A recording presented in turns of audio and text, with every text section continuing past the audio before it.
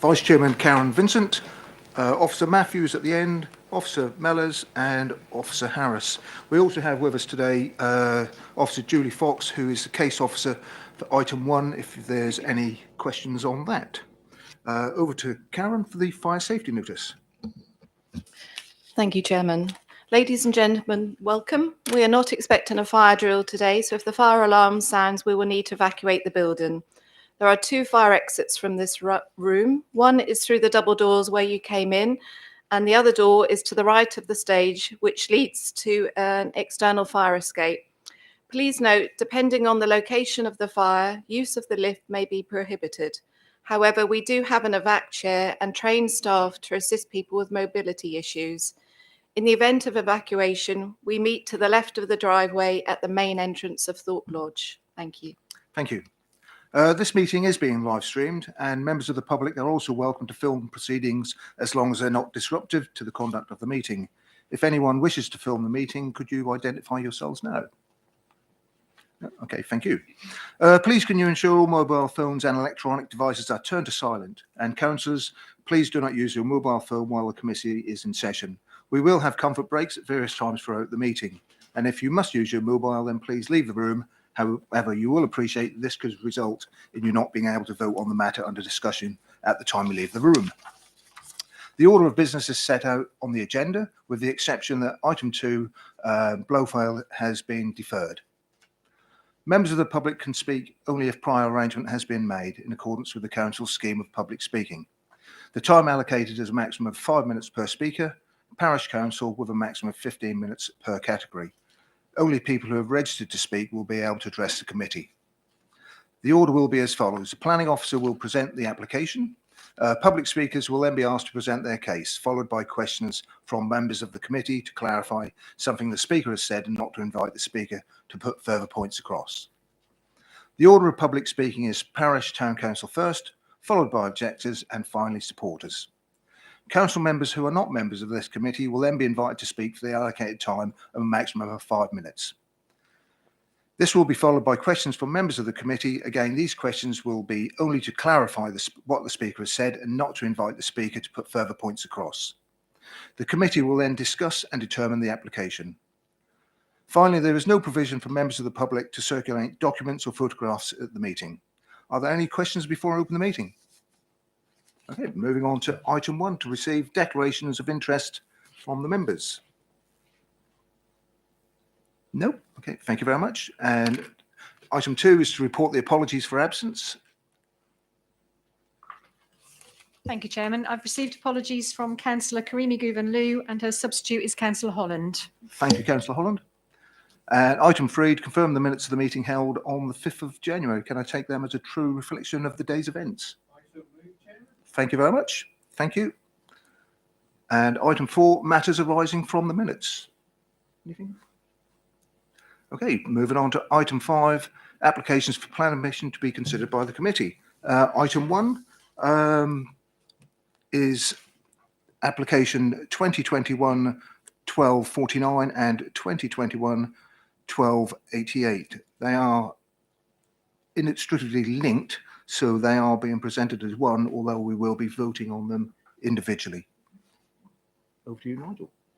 Thank you, Chairman. Good morning, members and members of the public and speakers. So, first item, land north of the street, Corston. So, as Chair said, these 2 applications have been submitted, forming a single proposal as a revised submission in response to the scheme that was refused under application 2020-1776. That was a refusal by members back in April last year. Members are aware that that refusal has been appealed and is due to be dealt with by way of an informal hearing procedure. So we'll start as usual with the slide presentation. Just to put the site in context. This, just to get the bearings, this road is the B1149 Holt Road, running from southeast to northwest on your screen. There's a crossroads here, Alton Street to the south, and the street that leads to Corston to the north. And that straddles the eastern boundary of the application site. That's the street. And then Holt Road, the B1149 on the southwestern boundary of the application site. You've then got accesses leading to residential properties and existing farm accesses, which we'll pick up through the presentation. Just while we're on this slide, the application site areas 2021-1249, which is the largest site area, relates to this area of land, which I'm indicating here. Then the component part, the 1288 application, is this triangle area of site here. We also have a red line as part of the application site, which is cabling to grid connection to an existing substation that serves an existing and to be expanded solar farm under existing planning permission to the north. Next slide, just to put the site in context in relation to statutory designations. There is ancient woodland, historic parkland, but nothing in close association to the site itself, nothing actually within the application site. The nearest you have are Category C wildlife sites on the other side of B1149 Holt Road.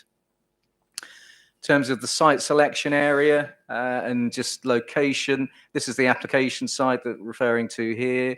So the street and the B1149.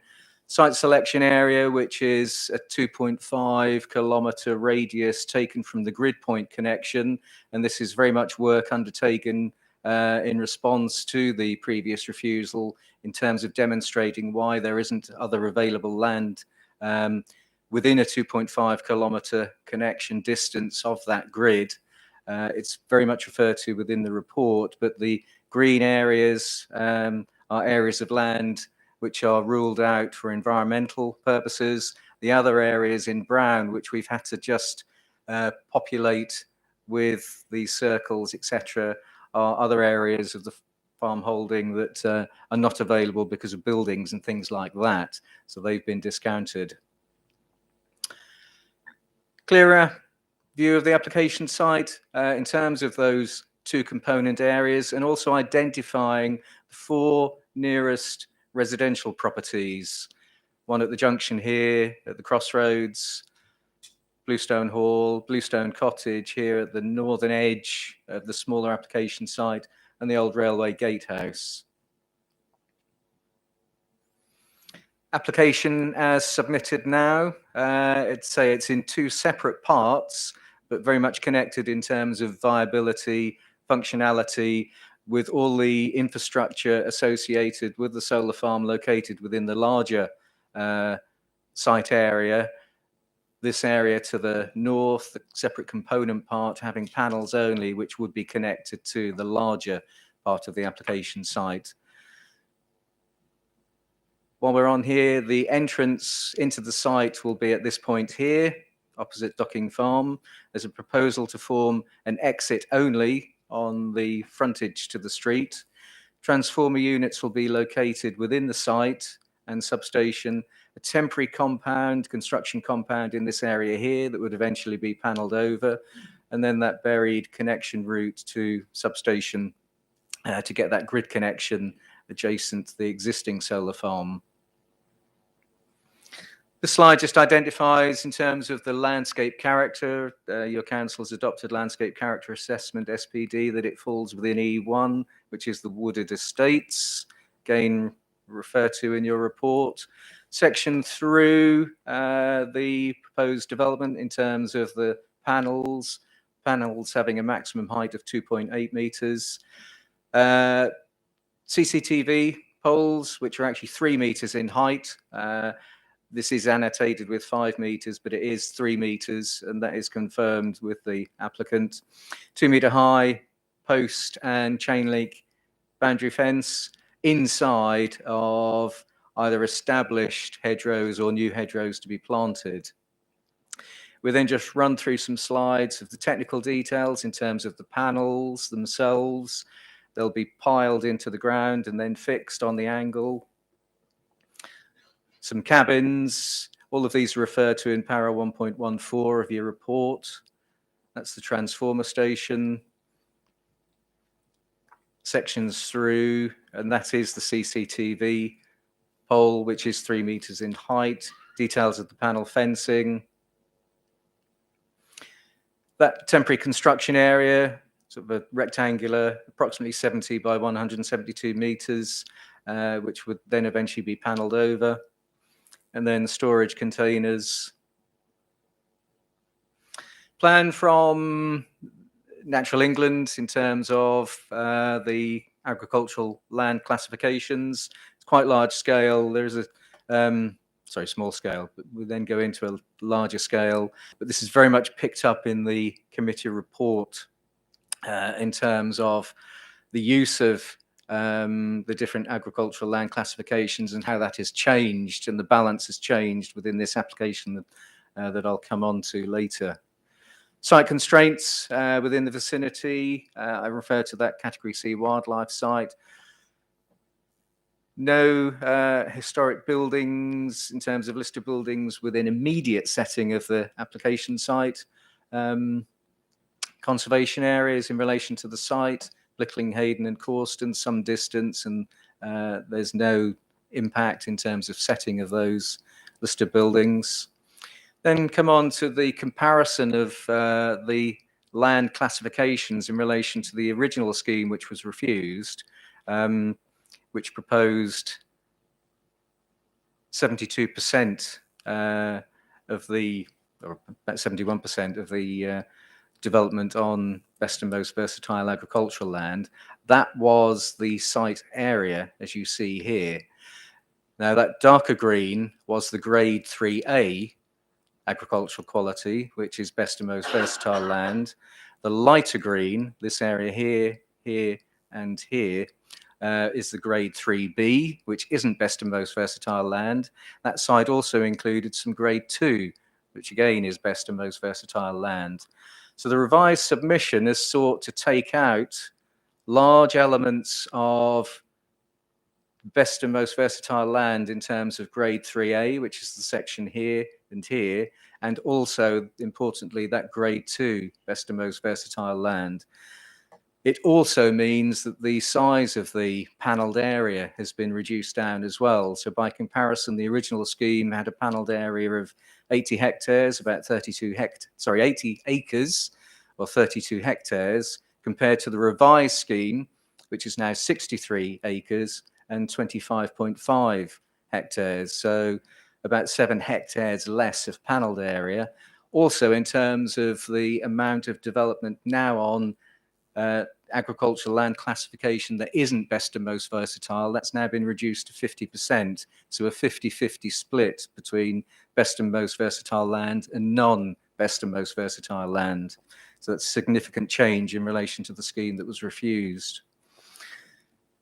Extract from the ecology report in terms of identifying trees or corridor routes of significance, which will be retained as part of the proposal and enhanced through biodiversity and ecological mitigation and enhancements. Then come on to some key photographs, particularly along this eastern side of the site, where there are existing gaps or gaps to be made and proposals for additional hedge planting. So we'll start with photograph 1 at the junction of B1149 with the street. There's an existing agricultural access that's to be stopped up. Photo 2 is an existing hedgerow fronting the street, and that's where an opening will be made to form the exit. But additional planting will be proposed to mitigate and limit views into the site by putting planting behind the access or the track that will be the exit only. There is then the site entrance, which is also currently a field access, and again additional planting will be proposed around the inside of that, so allowing access but then having planting on the inside of that access, also stopping up an existing field access and providing additional planting there, with then a new hedge line being planted along this existing open field at this point here. What I would point out as well, and just going back to this slide, those two areas of best and most versatile agricultural land can and will still be farmed, with existing access being retained from the street. It's just important to point that out. So that key photograph 1, this is the junction of B1149, the street to the north, Alton Street to the south. That existing field access will be stopped up and hedge line reinstated. Refer to the new exit point to be formed within this hedgerow on the west side of the street. That's that point of exit that would be formed, and they are then looking to plant new hedgerow on the inside of that to then prevent views into the side, or to filter and prevent views into the side of those panels in due course once that hedging is established. This is the existing access into the agricultural land, which will then be the entrance into the solar farm. So that point of access will be retained, but with additional planting on the inside to again limit views of those panels in due course, with stopping up of an existing agricultural access with new planting. That's that access where new planting would take place. And then that slide I referred to, where there would be new hedgerow planting across that existing open field to then form the northern boundary, and that would take place roughly in this location here.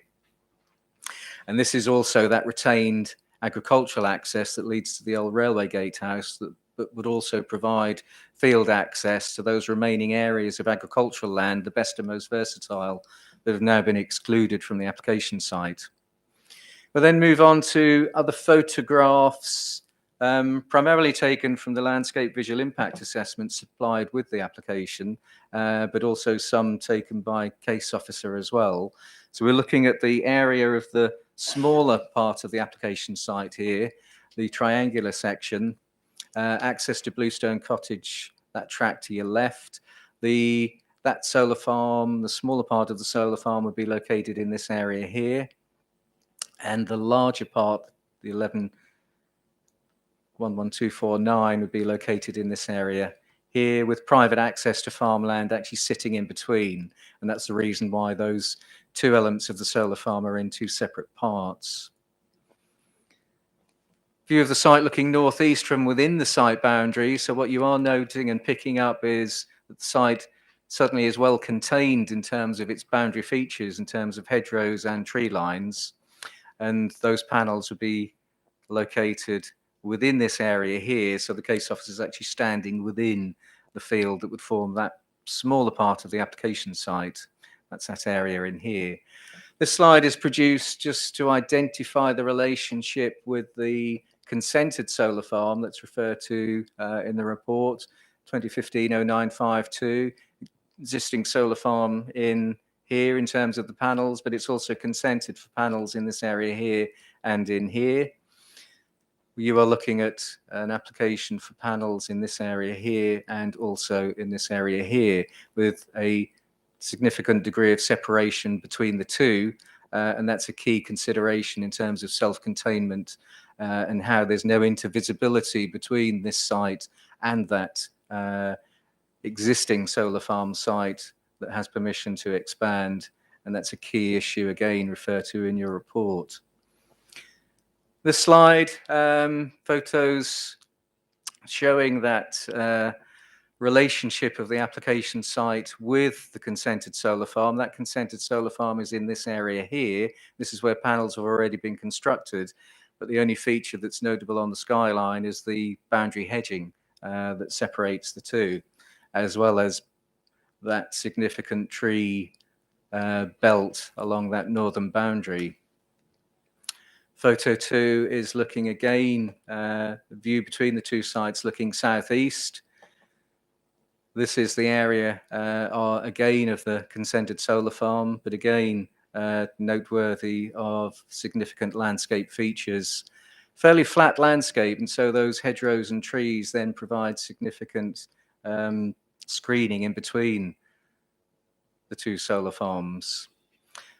Noise monitoring plan, which has been utilised to inform noise monitoring conditions, which are recommended within the recommendation as part of construction management and noise monitoring. It's really just to inform as part of the assessment process and where the noise readings were taken. This slide demonstrates the proposed construction traffic route to and from the site. That's the application site here. Construction traffic coming out of Norwich along the B1149 to the site, returning down the street and then back. And that would form part of a construction traffic management plan. We then move on to photographs taken from the submitted application in terms of the landscape assessment. So that's the application site. These are numbered and those numbers correlate with photographs within the presentation. So photograph 1 from the B1149 looking southeast, application site in the distance. Again, what we're picking up are hedgerow or boundary trees, traditional sort of field boundary trees along the B1149. Again, the site in the distance here, this view from the B1149 crossing with Hayden Road, looking northwest towards the site. Slides 9, or numbered 9 and 8 as they relate to that landscape visual assessment. Again, sort of these are distant views. Views again at the junction. You saw this slide earlier, and this is that gap, that existing access where the screening, that hedgerow is to be replanted. So in time to hide and the panels behind as a continuation of that existing hedgerow. And again, other views from north, access north of the site looking southeast. From the northwest on the street looking southwest, site again in the distance. Then we've got views within the site itself. So again, I referred to earlier that the site is relatively flat and the notable features of the boundary hedgerows and trees, which sort of compartmentalize and contain the development. And where there isn't that containment with additional or with hedgerows, then that's part that's going to be replacement planted in accordance with a full landscaping scheme.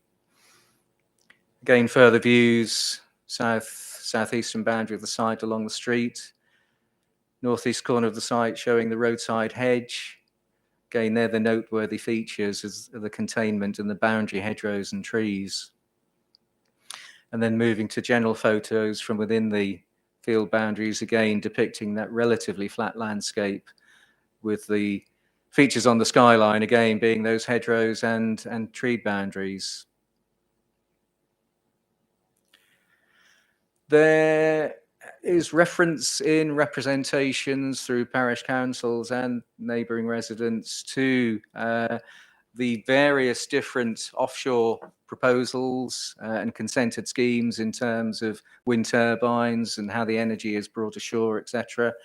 One slide that I want to put up is this one, which is a proposal from the Equinor Sheringham and Dudgeon offshore wind farm extension. This is at pre-submission stage, and it has been identified that a cable route would actually pass through the application site. So that application site is in this area here, and it is suggested that that cable route actually passes through the application site. The point to make here is that notwithstanding whether there are panels on the land or not, there is a technical solution for that cable to be routed underground, to be bored underground at a depth that does not conflict with the existence of solar panels were the scheme to be approved and built out. Another reference is made to the main storage compound associated with the consented Hornsea 3 offshore wind scheme. The application site you're looking at is here. And it's just put it in context that there's a consented scheme for site storage construction compound, which is indicated by this L or dog-legged green shape here, with a point of access again coming from the street, which is this grey route leading to and from the street. In terms of use of the street for consented construction traffic management, I would point out that there is likely to be some trimming back of hedgerows as required by the consent order. And quite in close proximity to the proposed application site access, which is opposite the Docking Farm entrance. Noteworthy here, though, is whilst some of the hedgerow may need to be trimmed back, potentially to 1 metre in height, this is one of the areas where I showed on the earlier slide that additional hedging would be put in behind the side entrance to again mitigate the proposed site panels in terms of trying to screen and provide that additional screening through new hedgerow. And this slide, again, this is part of the consented Hornsey 3 in terms of some additional highway works proposed at the junction of the street. This is the street, this is the B1149 and Alton Street to the southwest here. Some road widening is proposed at this point here, but that can be carried out within the highway boundary, as I'm given to understand, so it shouldn't impact on retention of that existing hedgerow. And remember as well, I pointed out earlier that that existing field entrance here is to be stopped up and new hedgerow planted in here as well. So I'll leave members on that final slide and then just take you through a summary of the key issues in your report. I would indicate that there are several updates to the report as set out in the supplementary schedule. These are referred on pages 137 to 140 of your supplementary schedule. These include additional landscaping, which has been agreed by the applicant, and that would be picked up in the suggested conditions which are contained within the supplementary schedule. Supplementary schedule also picks up on the clarification on the use of conditions in relation to each component application, and those conditions have now been applied to both applications. A summary of appeal decisions relating to similar proposals balancing the loss of best and most versatile land with benefits of renewable energy, and there's one referred to in the committee report and then 3 summarised in the supplementary schedule. So you've got a very comprehensive report before you which assesses the 3 main reasons for refusal and how the revised submission responds to these. The revised proposals are informed by the evidence that has been submitted by the appellants in relation to the current appeal and seeks to provide a positive and proactive way forward of resolving the issues as advocated by the NPPF. The first reason for refusal was the amount of loss of best and most versatile agricultural land, which was not considered to be outweighed by the benefits of renewable energy. That was the previous scheme determined last year. Paragraphs 510 to 514 of your report assess the applicant's response to this, which removes all Grade 2 land and reduces the amount of Grade 3A land and increases the use of Grade 3B land to 50%, which is not classed as best and most versatile. So now giving a 50-50 split between the use of best and most versatile and non-best and most versatile agricultural land. And that's significant change from the scheme which you refused last year. This is considered a much improved position which carries significant weight, and combined with the benefits of renewable energy generation and biodiversity measures, officers consider that this reason for refusal has been overcome as identified in paragraph 514 of your report. Turning to the second reason for refusal, which related to the ministerial statement, paras 515 to 532 respond to this at some length.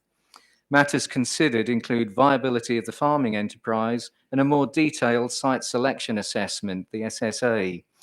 The key paragraph here, in summary, is 5.26, which I will read out.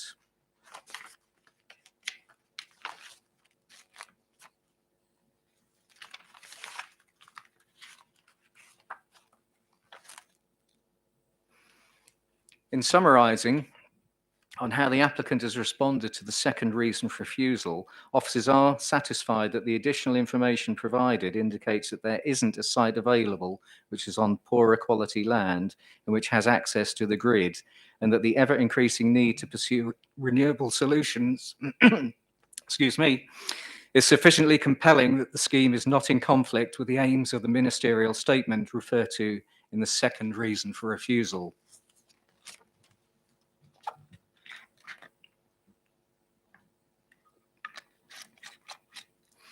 Furthermore, There is a key reference to an appeal decision as an example of a case similar to that before you. This is referred to in your report. Whilst all applications must be assessed on their merits, this allowed appeal is considered to reflect the need to seek to positively consider renewable energy projects, particularly in consideration of the changes which have been made to the resubmitted proposal by the applicants in response to the earlier refusal. The third reason for refusal related to landscape and cumulative environmental effects in combination with a nearby approved ground-mounted solar farm, which you've seen in the slides today. This issue is addressed or assessed in paragraphs 533 to 5.5 of your report. The revised proposal has been subject to a more detailed visual assessment in terms of cumulative effects and impact on rural landscape, and concludes that with the identified mitigation, there is no identified harm in relation to the relevant policies, and that a continued objection on this basis cannot be sustained. In addition to an assessment against the three main reasons for refusal, the revised proposal has been assessed against all other planning requirements, and these are set out in the remaining paragraphs between 5.53 to 5.87. In summary, I would draw members' attention to the conclusions on pages 39 and 40 of the agenda, and that the revised proposal is now considered to comply with all relevant planning policies, the MPPF and the ministerial statement, and that there are no other material considerations that would justify determining the application otherwise. Both applications are therefore recommended for approval, subject to the revised list of conditions which are set out in the supplementary schedule. Thank you, Chairman. Thank you, Nigel. You got there. I got there in the end. Does any of the councillors have any questions for clarity for the Councillor Prodden? Thank you for an excellent report, very clear. But in your opening paragraph even, you mentioned an ongoing informal appeal. Is there any conflict, or what is the nature of that appeal? Is there any conflict with what you've got before us today? The appeal has been registered in response to members' previous refusal of planning permission last year, and that's running currently. In response to that appeal, the appellants, in relation to the appeal, who are now the applicants of this submission, have sought to seek to overcome your previous reasons for refusal, which they're now appealing against. With the evidence which they put forward in terms of that appeal, it's led them to conclude that they believe they can overcome those earlier reasons for refusal, which now inform the application which we're being asked to consider. And with the recommendation which we put before you today, we consider that those previous reasons for refusal have been overcome, and that this application is in a form which we can recommend approval of. There is the possibility that if planning permission is granted, that appeal may still run. But if planning permission is granted, potentially the applicants may withdraw that appeal. But the two are running together at the moment. No. Okay, thank you. Councillor Beadle? Yes, Chairman. There's a new opening and they're going to remove the existing hedgerow. And then when the opening is completed, it's proposed that there should be a planting of a new hedge with new planting further back. Now, in places like Corson Road in Reefham, example, they have actually moved a mature hedge back, and it has taken very successfully. Is it possible to do that in this case? That's potentially something that could be discussed with the applicant, which could form part of the landscaping scheme which we are requiring to be submitted through conditions. Both those landscaping conditions are proposed for both component elements of the application. So that's a discussion that we could have with the applicant, certainly. Okay, anything else? Steve? Thank you, Chair.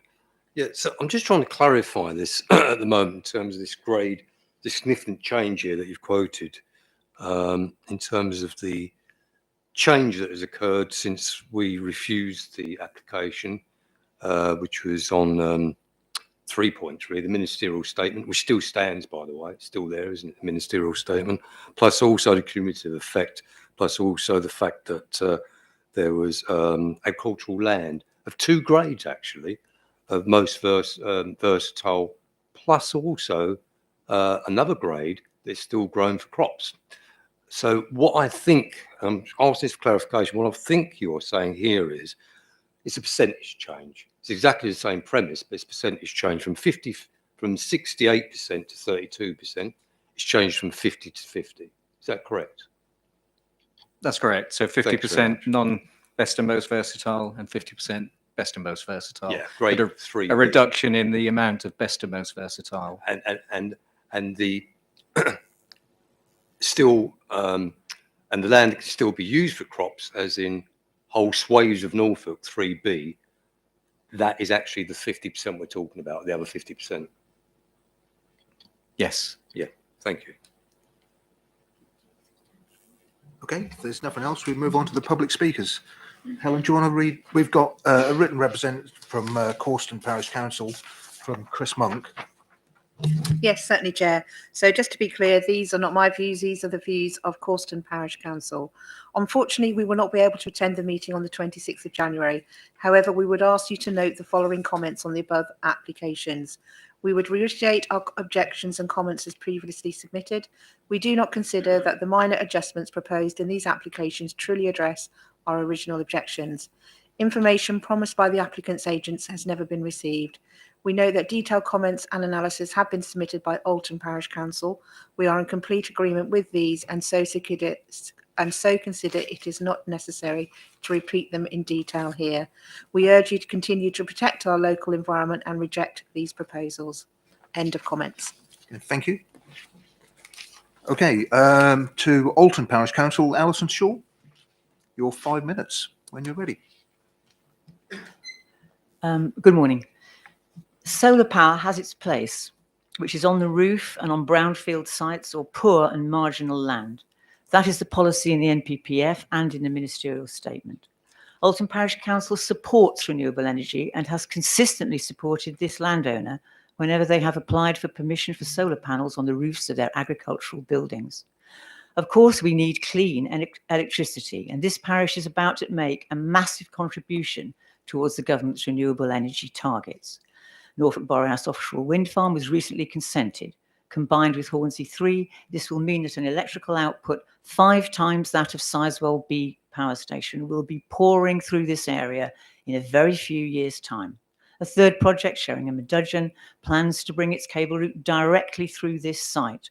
But if this solar farm is consented, then it will force the project to divert its route much closer to the dwellings to the north and horizontally drill beneath the solar panels, which is an extremely noisy 24-hour operation. In Alton, we will also be hosting the main construction compounds for 2 of these projects, with the relentless HGV traffic that will cause over the next 8 years. So this village and Broadland district have already ticked the box called Make a Contribution to Net Zero several times over. This revised proposal simply tinkers with the percentages of BMV 3A versus moderate 3B land by just lifting 2 pockets of 3A land out of the equation and replacing them with a significantly tree-shaded triangle in the northwest corner. There is a frequent misunderstanding as to the meaning of 3A versus 3B land. 3B is still capable of being perfectly adequately productive. It simply cannot grow so successfully as wide a variety of crops as 3A. It can still successfully grow cereals, potatoes, carrots, sugar beet, but would struggle, say, with asparagus. As for potatoes, it is important to understand that potato cyst nematode is a problem endemic in the UK. It can be controlled by proper rotation and spraying, and is. This landowner is a huge commercial potato grower and is perfectly happy to spray this piece of land just as he sprays the whole of his farm. Potatoes were grown here successfully last year. The true reason for the selection of this site is and only is that it happens to be close to a connection to the national grid at Saul. The rest is just a smokescreen. The NPPF does not place a duty on LPAs to approve renewable energy projects at no matter what cost. The biodiversity net gains here are not genuine. We have already submitted concrete evidence that this developer cannot graze sheep, for instance, under the panels, because the soil type in the area leads to earthing problems such that four-legged animals are at risk of electrocution. It's actually true. And the soil, after decades of fertilizer, is far too rich to support wildflowers. The main benefit of this proposal also needs to be challenged. The government's figure for the actual output of solar power in the UK for last year was a maximum of only 12.4% of its potential output. This is a shockingly low figure, but in line with previous years. When applied to this proposal, it would reduce the claimed electrical output such that the number of houses provided with power would have to be radically scaled down from 8,277 to 1,026. This is an 1 minute inefficient remaining. use of a very large acreage of good agricultural land. In 2019, the UK had to import 45% of our food. Any food no longer grown on this site will have to be grown somewhere else and imported. Does this increase in food miles contribute to carbon reduction or to food security in a time of uncertain supply chains? Norfolk is an overwhelmingly agricultural county, which has led to the development of its other major industry, tourism. Does this proposal nurture or encourage either of those job creators? It does not. It threatens them both. In the hierarchy of human needs, food comes way before electricity.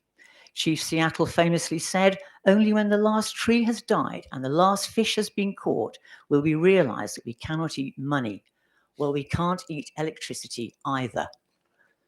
I beg you not to abdicate your responsibility as planners just because the government has abdicated its duty to plan this vital energy transition properly and has left it instead to the shameless operation of crude market forces. You are the guardians of the Norfolk landscape. Please protect it. Thank you. Thank you. Any questions for the public speaker? No? Okay. Mr. Grubb, your 5 minutes, sir.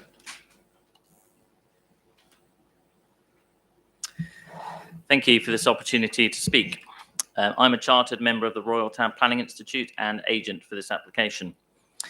As you'll be aware, this proposal follows a previous application that was refused last year on grounds of cumulative impact with the Alton Airfield scheme and use of best and most versatile, or BMV, land.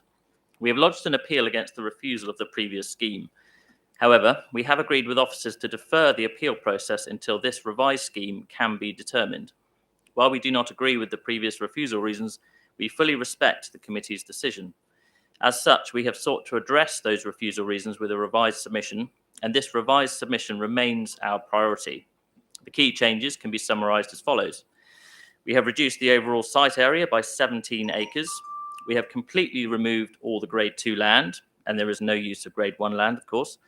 The amount of BMV land has been reduced from 71% for the refused application to 50%. The site now comprises 50-50, 3A and 3B.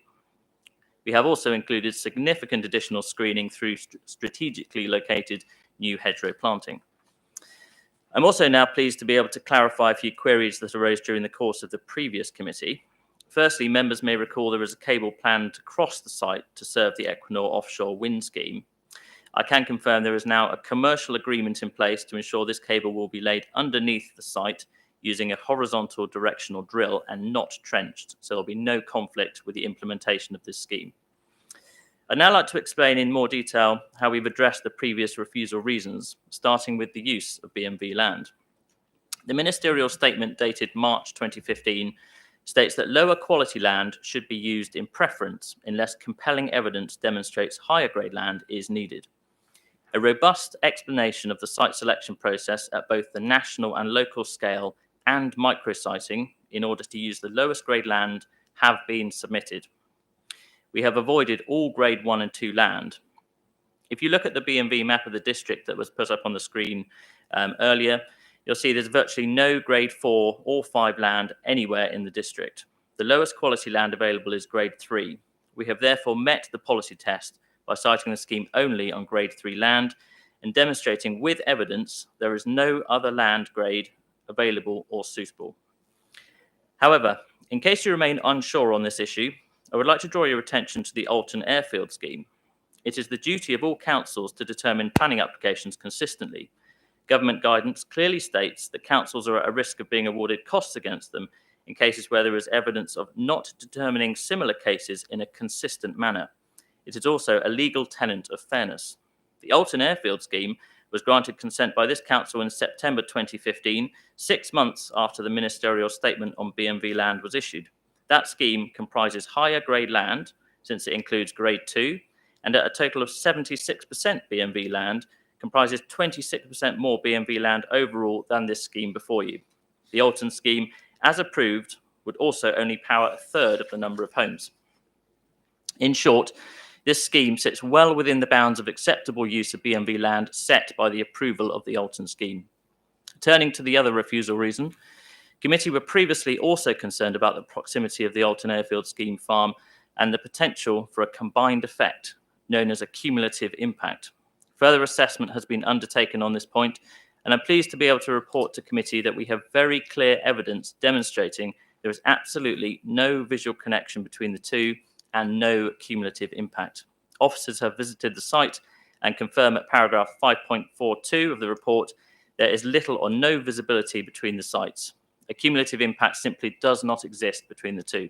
So it is clear this scheme is policy compliant. 1 minute remaining.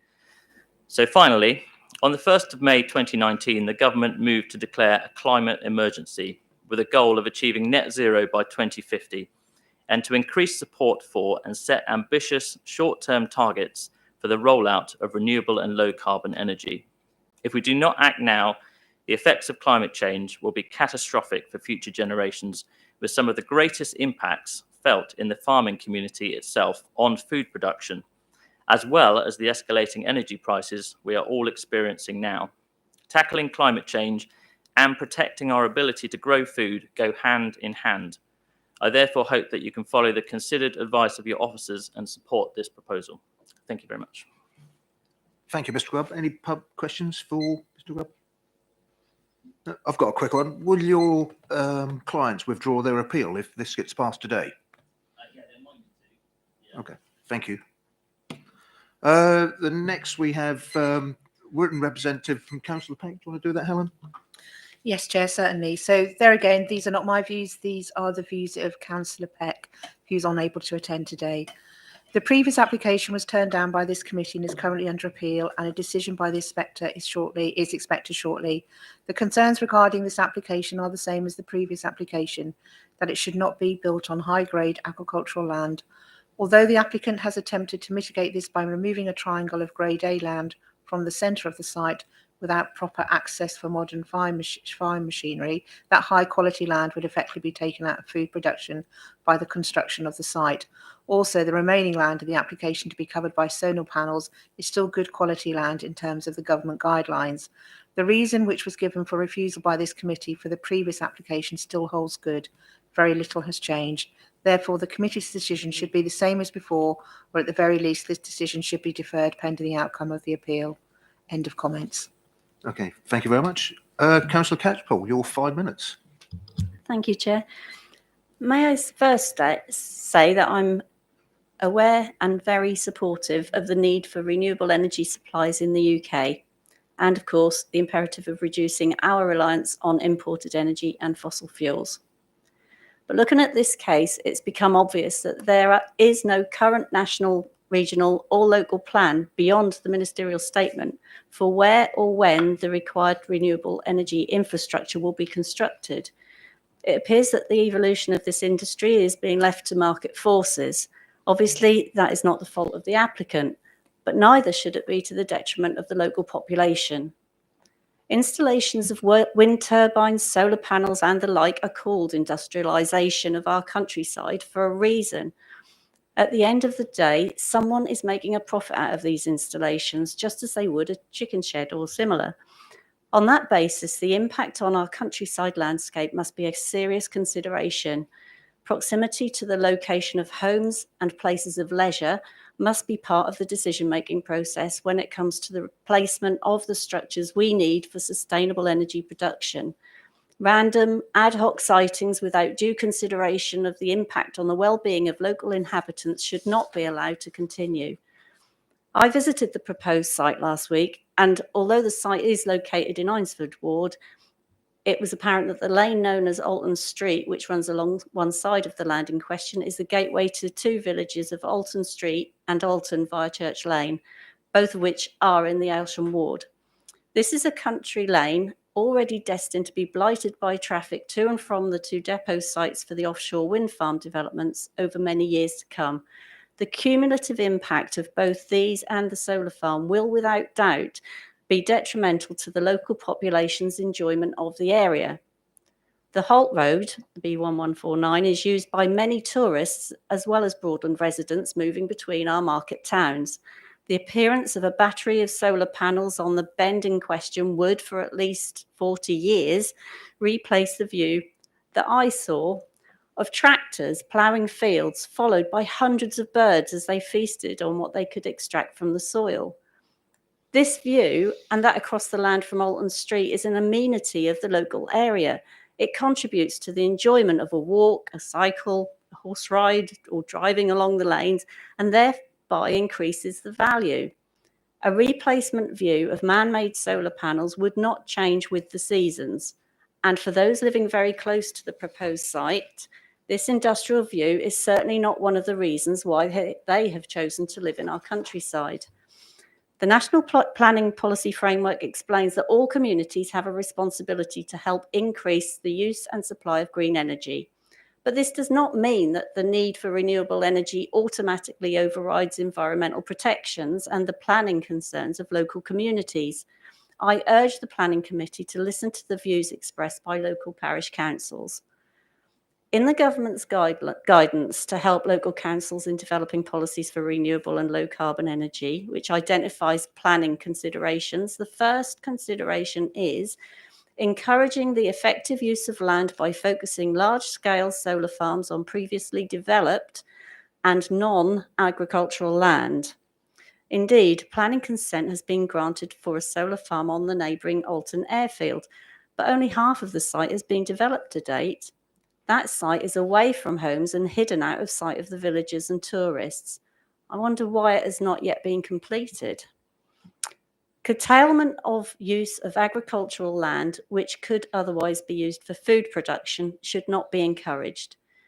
Grade 3 good or moderate quality land should be used for food production and I believe must be kept available for this purpose, especially given the potential impact of climate change on those countries from whom we currently import so much of our nation's food requirements. 1 minute remaining. I'm not convinced that the omission of patches of Grade 2 land from this application will make the impact on food production any less. The fields are currently, this week, being ploughed as a whole and will presumably be planted as a whole area this year. The additional triangular field in the application 2021-1288 is very much shaded by the surrounding trees, which are in keeping with the character of the area. On the opposite side of the Holt Road is the protected woodland. I wonder if these trees have any protection. They are likely to shade the area of solar panels. Just as I would like to protect these trees, I would like to protect the amenity of the landscape view. And I believe the villagers of Alton and Alton Street deserve better. Please hear them. Thank you. Any questions for the councillor? Oh, Councillor Vincent. Thank you, Chairman. I'm just interested in the comment you made about the protection for the trees. I don't know if we have an answer for that. Thank you.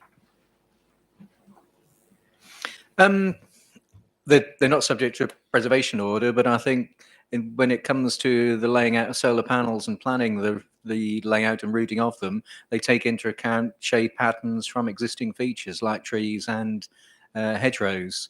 So I think that would be taken into account in the siting of the panels within that area.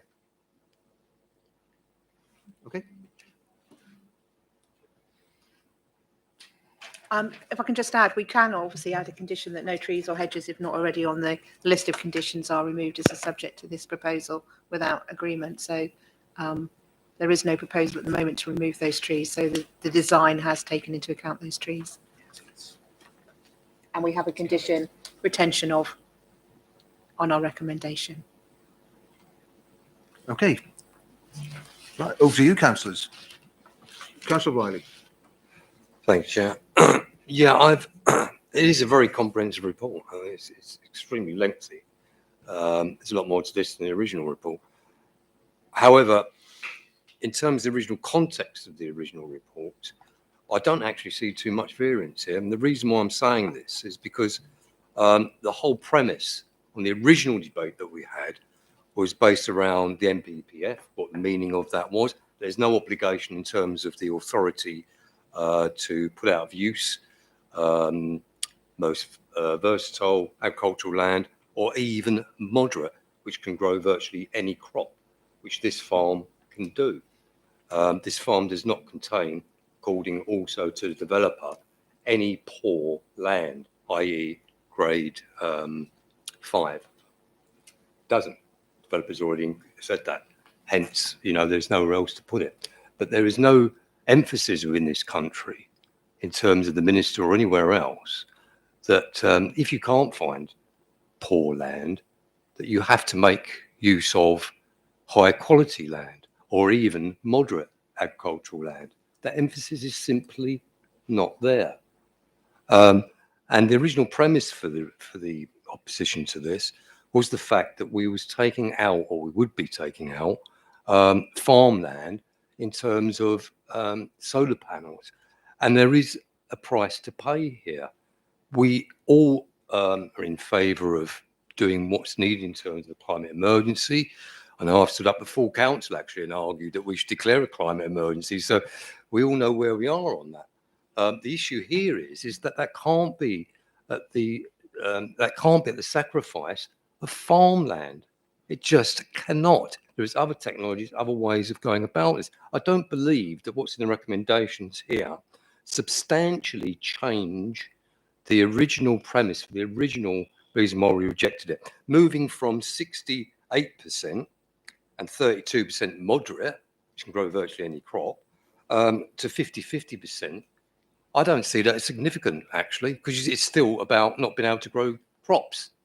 You was always able to grow crops on the 32% originally, and you can do now on the 50%. So I actually don't see that. And I also think that the use of the appeal in some other place, some other authority, is actually not really worth considering, because we all know that appeals vary. We've had appeals go against officers' recommendations in the last year. We all know that. And we know that sometimes there's rogue decisions. Now, whether this was or not, I've got no way of knowing, nor do any of us. The exact circumstances of that appeal, we do not know. And it should not be used to sway this committee in terms of its deliberations, in terms of detail of this particular application. I do not believe that anyway. And so on that basis, I'm moving actually, that we oppose this, that we oppose it on the original basis and for the original reasons as we stated. And I'm moving that, by the way, Chair, because I believe that there is no significance difference to this whatsoever. And I don't believe that it's a pill elsewhere that's been quoted. You could actually really use that as a determining factor in this one, because we don't have circumstances and anything can happen in terms of appeals. Thank you, Chair. Okay. Do you want to answer that, Helen? Can I just add that I think it's really important that you do look to consider the material changes of this application and the views, especially the cumulative impact and the additional landscape information, and the advice of your officers to do that, and to just go by the previous concerns cited without that additional information is at risk to this decision-making body if we don't take that into account. So you do need to clearly state why that additional information and why that cumulative impact is still there or not, given that the evidence from your landscape architect with the additional information that's put forward, there is no longer that interrelationship, and that is really important, that you just have to reconsider that with your own evidence of why that has materially changed, because you can't just go on the previous reason without having assessed that. Yeah. I'd also like to just remind the committee that the appeal decision is relevant in that it has allowed solar farms on the most versatile land. And as Nigel's already outlined in the presentation, in our area, we haven't got any of those categories of 4 and 5, and we do need to have a consistent approach in our decision making. And we have allowed other solar farms on this type of mix. So it's really important that we are consistent in our decision making and we acknowledge that and look at this one on its own merits. I can totally concur with Councillor Riley. We need to look at each one on its own merits, and it's important that we do that. But in doing that, you have to put the new evidences put forward and clearly demonstrate why there is an impact. I think, Hannah's raising relevant points, and I think this is my point actually. It always comes down to, as we know, on a lot of planning applications, does the benefit outweigh the harm? It always comes down to this balance, and sometimes it can be quite subjective, as we know, and sometimes things are finely balanced. And I think in terms of this, I don't believe that the material changes that have been put forward here are of a significance that significantly changes the original. So therefore, the key factor that's being pointed to here by the developer and in the submission is the 68% to 32%. That's the key issue. There's a cumulative point being made as well. I understand that one, but I don't see that really as a significant change, because it's still, all of it is still agricultural land that grows crops, and it's taking it out of use and being used, as we understand last year, all of it, to grow potatoes, etc. So it's that significance on the material, on the basic premise in relation to taking out some grade 2 and the 60-32 for now 50-50, I don't believe is significant enough to change the committee's recommendation, which is still why I'm moving that we oppose this. Councillor Holland? Yeah, I think I'd actually like to second that, because it doesn't seem to me that just changing the layout of the and removing 2 small pieces has made a significant difference. It seems to me that it's very similar, and actually those percentages are quite a moderate change in my view. So it seems to me it's a similar reason. So I'm seconding that. Okay, thank you. Councillor Ward? Yes, thank you, Chairman. I can't see any reason to oppose this application. And I think if we did oppose it and it went to appeal, the inspector would pass it straight away.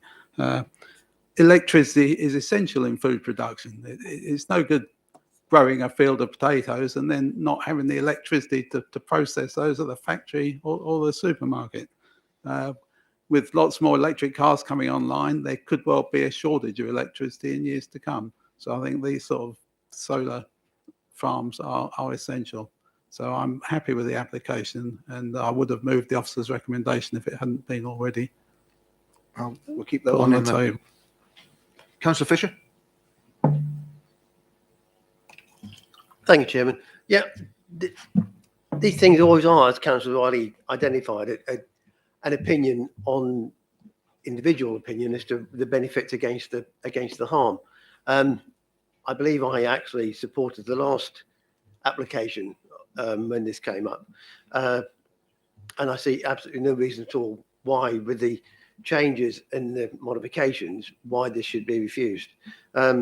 We do need renewable energy, and we don't have grade 4 and 5. And if we had grade 4 and 5 land anyway, and it wasn't near a connection, be no point in putting panels on it anyway. I think that's where this particular application identifies the need for approval, is it is close to a connection. And that's why it's come up at this particular time, at this particular location.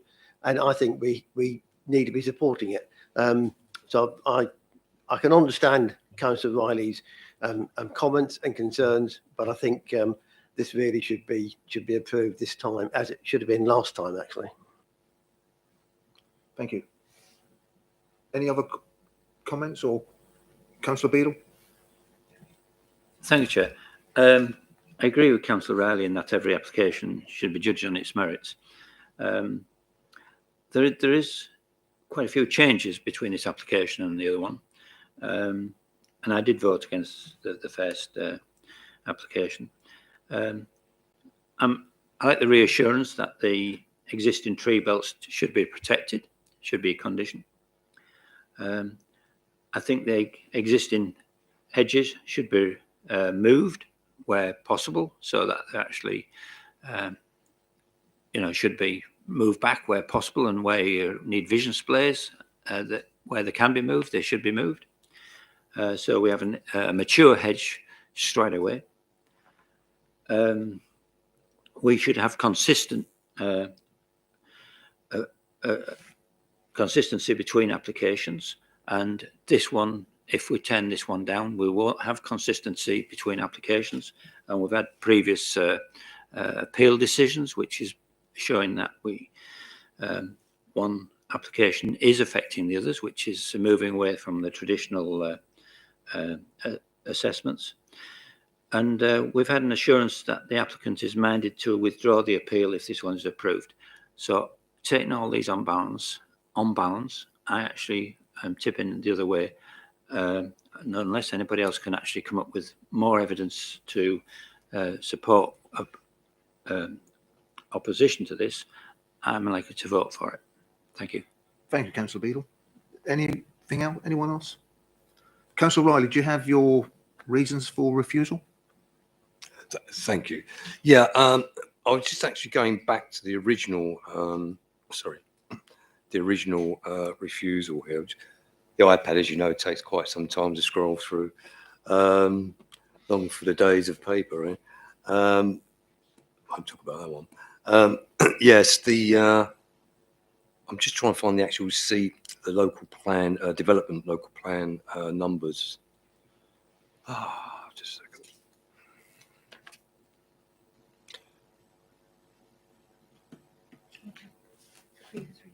If it helps, Councillor, page 14 and 15 contain the previous reasons refusal and the policies.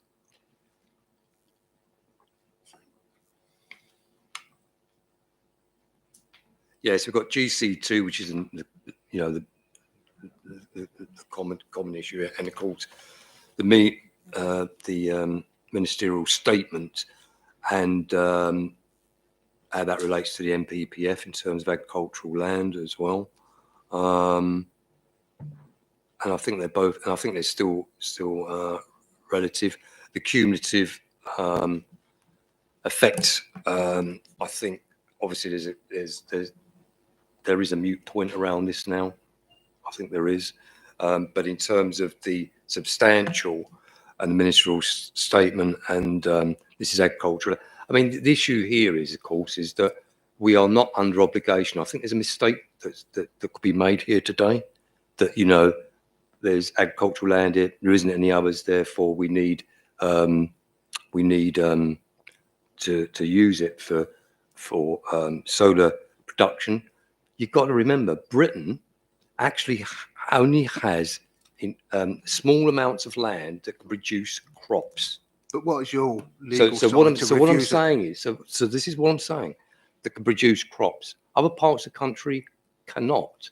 So when you're taking this out, it's a serious matter from our. So what I'm saying is the policy, I think, covers this that we've already got here, apart from the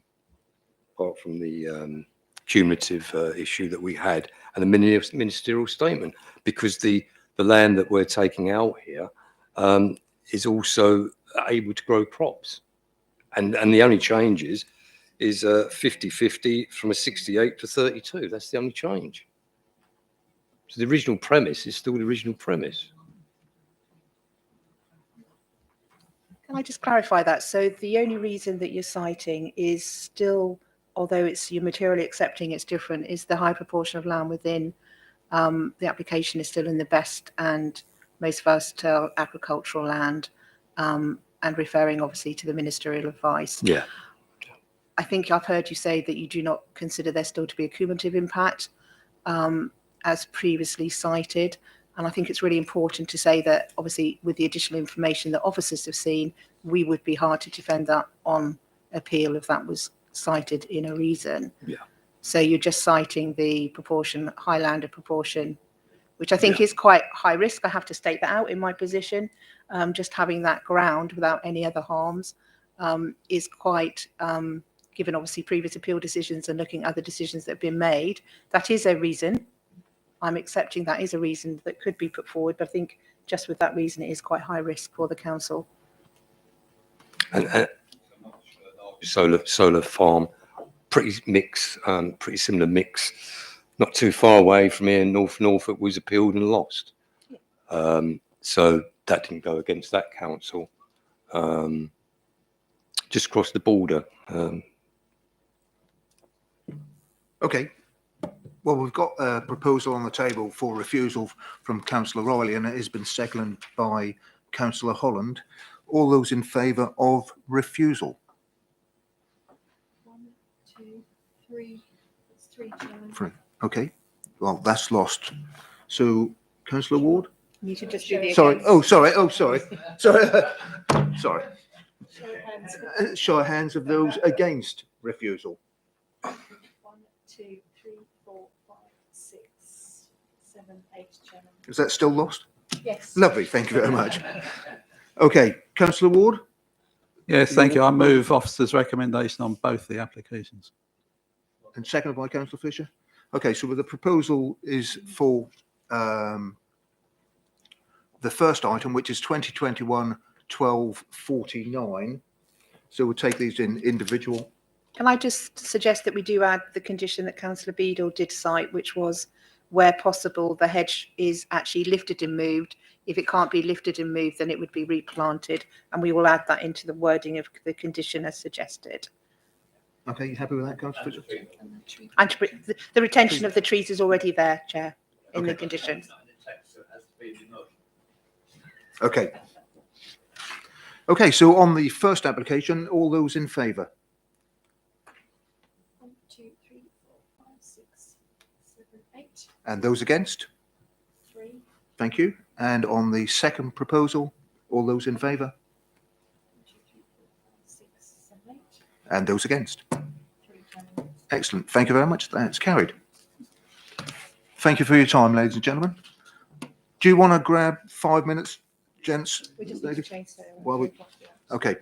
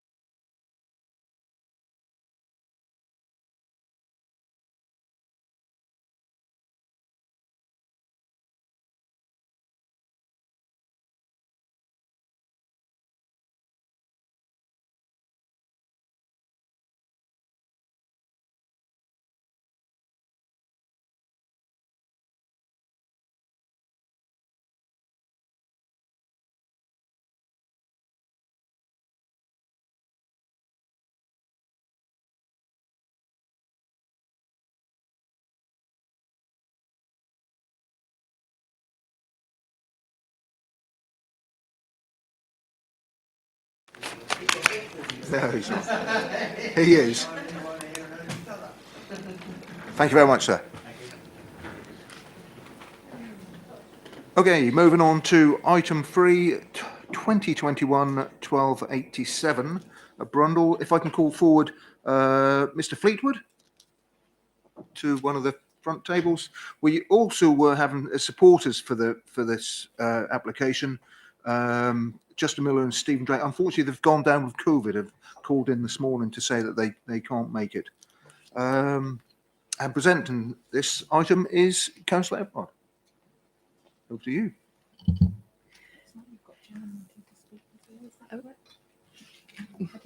Who's this?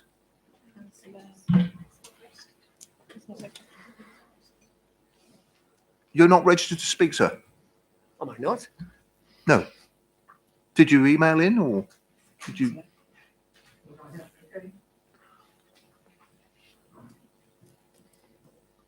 Chair, I think we ought to allow him to speak, Chair. With the, if so, if you need a resolution to that effect, I'm quite happy to propose. There is. Come on.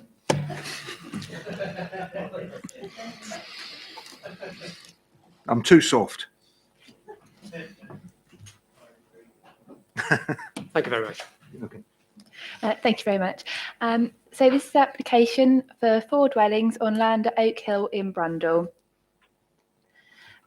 The application site is located within Brundle's development boundary, within the built-up area of the village.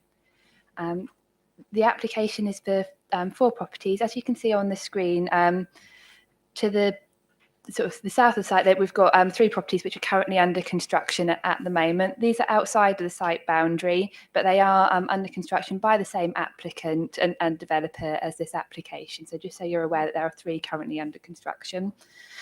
So the red line on the screen just highlights obviously the site boundary for you. It's it used to be partly residential garden land, and there's a number of trees on the site. The access to the site is served from Oak Hill, and that's going to be via a private drive, which will serve the 4 dwellings on this site and also the 3 dwellings which are currently under construction at the moment. In terms of the site itself, there are some changes in land levels on the site, which will be a bit more obvious once we put some photographs up. But in terms of the land levels, the land to the south sits lower than the land to the north. And in terms of addressing this as part of the scheme, the applicant is proposing plots 1 and 2, which are to the south, which are these 2 plots here. If you can see, I don't know how well the arrow is showing up actually, but if you can see the arrow, they are proposed to be 2-storey dwellings, whilst the properties to the north, they are going to be bungalows. And that's just to try to address those land levels and to ensure that the development doesn't have an adverse impact on amenity for neighbouring properties. So, in terms of this site, it has previously been subject to planning permission under 2 schemes, which did allow 4 properties on the site. These were both granted in 2016 in a very similar layout to the layout we're going to see today. So that's just to provide you a little bit of context and site history in terms of this site, is that we have had previous residential planning approvals in this area. They did lapse that scheme. So in terms of the site layout, and apologies, there's quite a lot of detail on this on the site layout plan, which doesn't make it the easiest to read, so I do appreciate that. But key features just to take away are obviously the number of trees on the site, which are protected by a tree preservation order. So the road has been aligned to curve around those trees. There has been changes to this application to move the road, particularly around tree 14, to try to reduce the level of encroachment onto that tree. The road alignment now does reflect that which was approved in 2016, and it reduces that level of encroachment onto the root protection area. With that in mind, the council's tree officer has confirmed that he is happy with the relationship between the tree and the road alignment, but we would still be recommending conditions on the scheme around no dig driveways and service runs, just to ensure that when that road was to go through, it wouldn't have an adverse impact on the root protection area for that tree. So in terms of the positions of the dwellings, they are broadly the same as the positions of the previous approval. There have been amendments to the scheme and the design following comments from sort of the Highways Authority around the road layout. And that's resulted in quite a large, so we've got a large turning head at the top of the site in this location, just between plots 3 and 4, to ensure there's sufficient turning space for the site itself. And there's been other sort of changes to the dwellings and the position of the dwellings within the site. So just to take you through the individual dwellings themselves. So plot 1 is located to the south of the site and is one of the 2-storey properties. It's a 3-bedroom property. Originally, it was proposed to have a garage. That has been removed to allow to draw the plot slightly further away from the rear garden to create a larger rear garden, and also ensure there's sufficient space in terms of being able to exit the property in a forward gear in accordance with the requirements of the Highways Authority. So in terms of the design of the dwellings, they're all proposed to be a combination of sort of brick and timber properties. That is going to reflect the approved scheme to the south, which I do have some photos of as they're being constructed at the moment. So you can see, gives you a bit of an idea of what they're going to look like once they're completed, which is slightly helpful away from just the drawings. But again, and just to run through the other plots. So again, plot 2 is also a 2-storey property in the lower part of the site.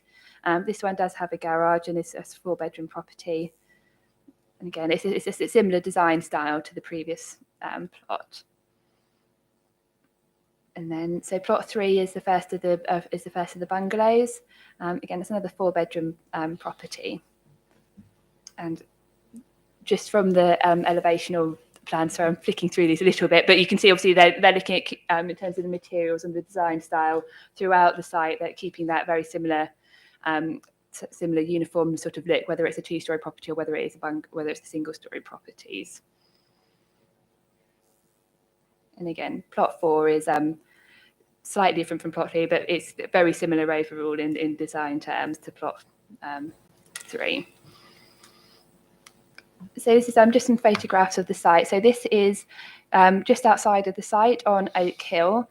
It is looking north, so got the site in the background. On to the right-hand side where the boarding is, that's where the plots are currently under construction, and you've got the private drive just behind the fencing here. Probably key things to point out is obviously you can see the trees on the site. They are large, well-established trees on the site. And then to the north of the site, you can just see it in this picture. It might not be the clearest, but that's just the back of the properties along the street. Again, this is just going into the site now. So it is under construction at the moment. So that did slightly restrict the number of photographs I could take, but it does give you a view of the site and that access in, and probably most importantly, those trees on the site. And again, this is just looking in the opposite direction back towards Oak Hill, which is characterised by 2-storey properties, which are predominantly brick properties. And again, this is looking onto Oakdale Road, which is where Oak Hill joins onto. Again, so Oakdale Road sits a lot lower in land levels than Oak Hill, which then the road rises up towards the street. But in terms of design, in terms of what you can see is the properties are typically characterised by 2-storey dwellings, which are predominantly brick in material types. So these are the properties that are under construction at the moment. So as you can see, the material types to what we were looking at under the elevational plans are going to be very similar to the ones that are currently under construction. And I think particularly for plots 1 and 2, which are the 2-storey dwellings, they're going to look very similar to these properties. And again, this is just looking from the street. So the property that we saw when we were looking north within the site, we just saw the very back of this property. This is the property from the front. So this would the rear garden of this property would back onto the plots 3 and 4, which were the bungalows within the site. So if you think about it from the street, we're sitting slightly higher, and then it slopes downwards towards Oakdale Road. So overall, in terms of the application, we are looking at we've made a recommendation of approval on the scheme for the 4 dwellings. There are a number of conditions recommended on it. Overall, we think the design is considered to be acceptable in regard to the sort of surrounding properties and types. And we think the design is considered to be acceptable.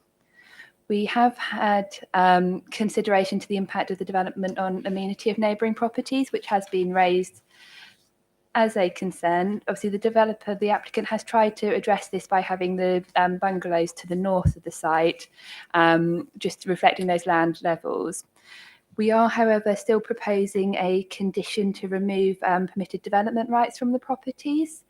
Reflecting those changes to the land levels, I think it's appropriate to remove permitted development rights, particularly in relation to any additions to the roof that can occur under permitted development, because that may result in an adverse impact on the neighbouring properties, which would be contrary to sort of GC4. So under this scheme, we are looking at removing that permitted development right, and that would mean that any applications would have to come back before the council for consideration if any additions to those roofs, and that's considered to be a reasonable approach to address any impact on amenity, as the current properties aren't considered to have an adverse impact. And again, other conditions that we were looking at, as concern has been raised around the construction of the dwellings and the adverse noise and disturbance impacts on, as it is a residential area. So we are looking at a condition to secure a construction management plan on the site, so that we can have the details of sort of things, including things like construction workers parking for those that to be secured on site. And that will also look at sort of noise and noisy uses happening within set times, and sort of any sort of other sort of things that might likely to maybe impact amenity. We'd have a plan put in as a discharge of conditions application for the proposal to try to secure that. And again, there are conditions proposed in relation to highways, and I think the key conditions as well relate to the trees on the site, which would be to secure obviously a tree protection fencing on the site, and also things such as the no-dig driveway. So around, so the tree 14 is this tree in the middle of the site. So we'd be trying to secure we'd be securing a no-dig construction for the private drive, which is a condition which we do quite commonly use if there's going to be if a driveway is going to go within a root protection area, we'd be looking for that to be no dig, so it's not to disturb the roots, and also things such as service runs as well. We would also be another area that has been an area of concern has been ecology. The applicants have put in an ecology assessment, and that has included a enhancement plan, a mitigation strategy. So we would be planning to secure those via condition as well to ensure that the development does not have an adverse impact on ecology. However, subject to those conditions, the recommendation for the application is for approval. Thank you. Thank you, Sarah. Any questions for Sarah from the councillors for clarity? Councillor Adams. Thank you, Chairman. In relation to the previous planning permission, which was granted in 2016, I remember those times quite well, because we had to give a lot of planning permissions because we didn't have a 5-year land supply. Those that have been on the committee as long as I have will remember those times where we had 2 or 3 applications. Actually, we refused and went to a planning inspector who overturned our decisions. So I wouldn't place personally too much emphasis on what was given planning permission in 2016, because it could well have been, and I'm not saying it was, but it could well have been that the planning committee members at that time were influenced by the fact we didn't have a 5-year land supply. Thank you, Chair. Thank you. Anything to add on that? Well, this site's in the development limit, so that balance wouldn't apply to this site because it's obviously in the development limit for Brundle. Okay. Okay. Thank you, Chairman. I've got a couple of questions, if I may. One is, can I seek clarity how many properties will be accessed from this private access drive? I'm not sure if it's 7 or 8 or more. So it would be 7 served from the private drive. So 4 on this site and 3 on the previous site. Thank you. And my other question is, in terms of this private access drive, will it be sufficiently wide to allow traffic to pass both ways without driving over the tree protection areas? Thank you.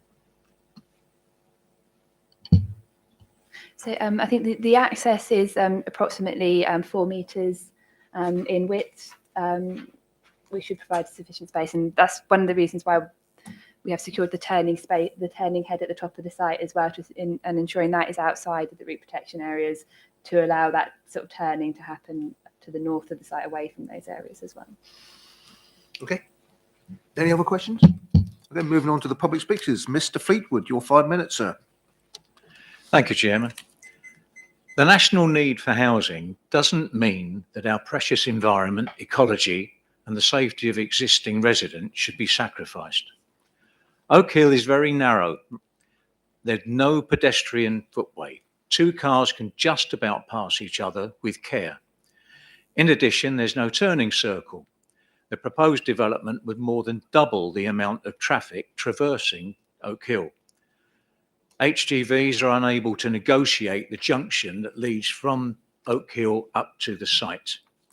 On 6 occasions, a 6-axled articulated lorry has completely blocked Oak Hill for 45 minutes, delivering or collecting a tracked JCB, mostly at the time when residents are trying to leave for work.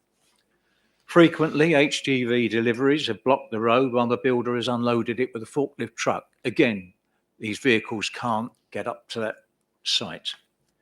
Oak Hill has become covered in mud, and there's no footway. As there's no footway, residents have no alternative but to walk through that mud, often slipping in the process. The developer has never made an attempt to clean it, and it's become really dangerous. The grass frontages to the existing properties in Oak Hill and the amenity area opposite have been chewed up by HGVs, vans and cars wishing to access the site, as the developer appears to treat us with contempt and a total lack of respect for the existing environment. Being opposite the access road, I probably suffer more than most on this. The developer's advertising the development as a gated community, but I can see no detail of the gate in the planning permission application. The recently published first red list of UK mammals revealed that 1/4 of native mammals are now at risk of extinction in the UK, including hedgehogs that are classed as vulnerable. A healthy population resides in Oak Hill Wood at the rear of numbers 1 to 8 Oak Hill, and evidence exists of hedgehogs frequenting the development site. I would therefore suggest they must be accommodated during construction and beyond, irrespective of cost or inconvenience. It's not acceptable to destroy the habitat of a vulnerable species. Plans fail to deal how and where species such as bats and hedgehogs will navigate and be protected on the site, nor do they show the location of bat boxes or hedgehog highways. All were detailed in the developer's ecology survey, but appear to now be ignored. They're highly important and most essential matters. I regard the submitted arboricultural assessment as flawed. It says there are several large oak trees of moderate quality and value on the site. It's grossly misleading. A 200 to 300-year-old oak tree, a veteran oak tree, is definitely not more than of moderate value. I consider them all to be of good quality. In November 2018, the Forestry Commission and Natural England updated their guidance on what planning authorities should consider for developments affecting ancient woodland, ancient trees and veteran trees. That guidance is actually standing advice and is to be used by planning authorities to help them decide on development proposals. It's clearly stated that planning authorities should refuse permission if development will result in loss or deterioration of veteran trees. Trees on this site are protected by a TPO, but planning overrides that. 1 minute remaining. 13B and 14B will obviously be affected by the unadopted road. A fine oak tree, 16, is to be removed to accommodate the turning circle. Any purchasers of these properties will inevitably want the crown significantly reduced, placing pressure on the authority to agree. How can you refuse if you're given planning permission for the dwelling to go under the canopy of the tree? I'm very concerned that the proposed development will have a large area of non-porous surfaces and there is no inadequate drainage. As I said at the outset, the national need for housing does not mean that our precious environment, ecology and the safety of existing residents should be sacrificed. And I strongly urge you to refuse permission for this development. Thank you. Thank you, Mr. Fleetwood. Any questions for the public speaker? No.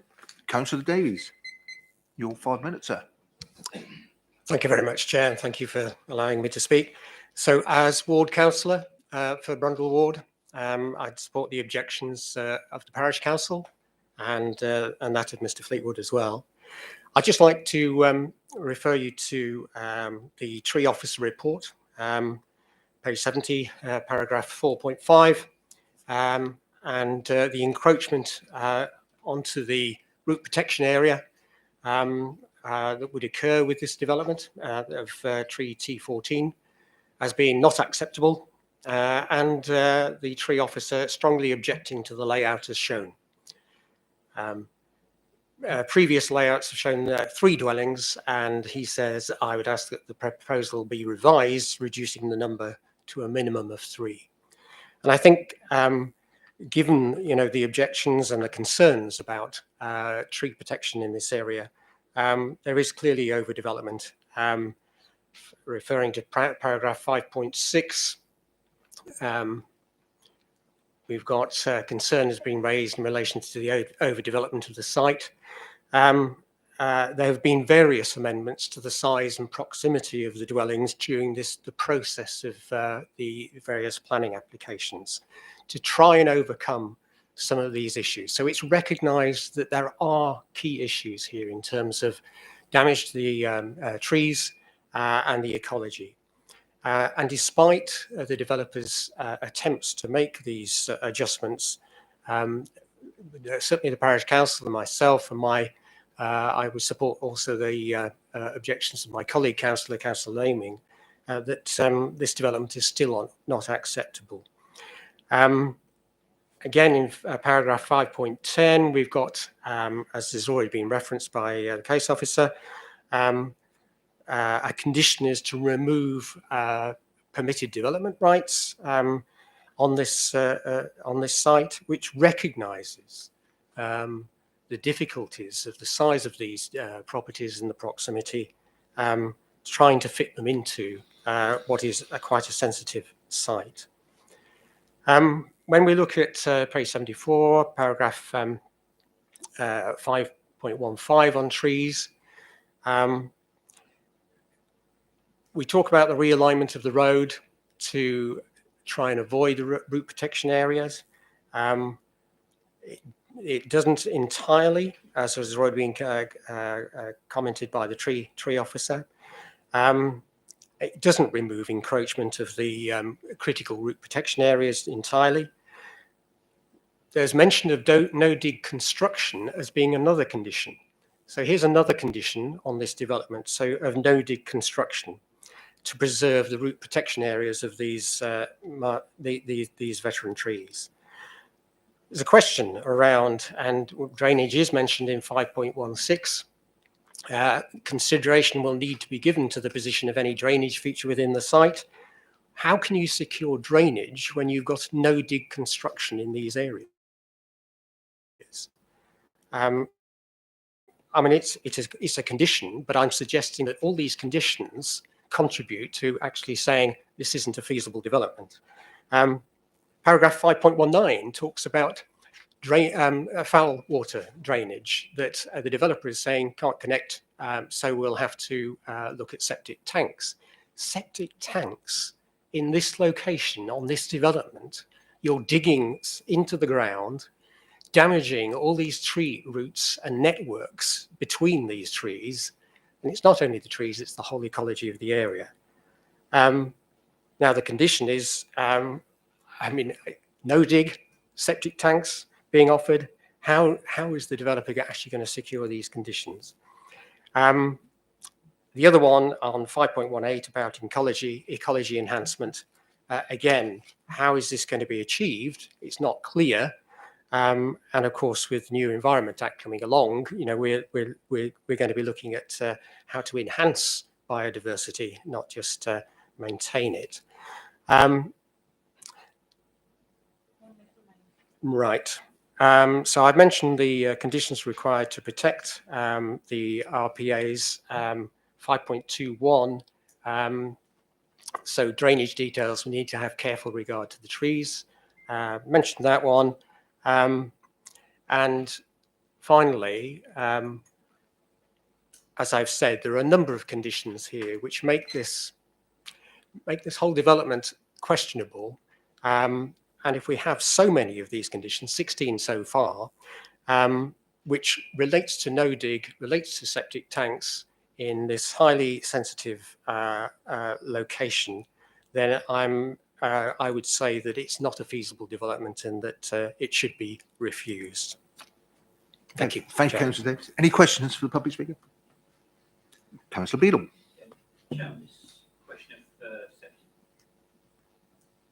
Yes, Chairman, this question of septic tanks under 520, the way I read that is that the condition which the officers are indicating should be applied in this case wouldn't mean that there wouldn't be any septic tanks.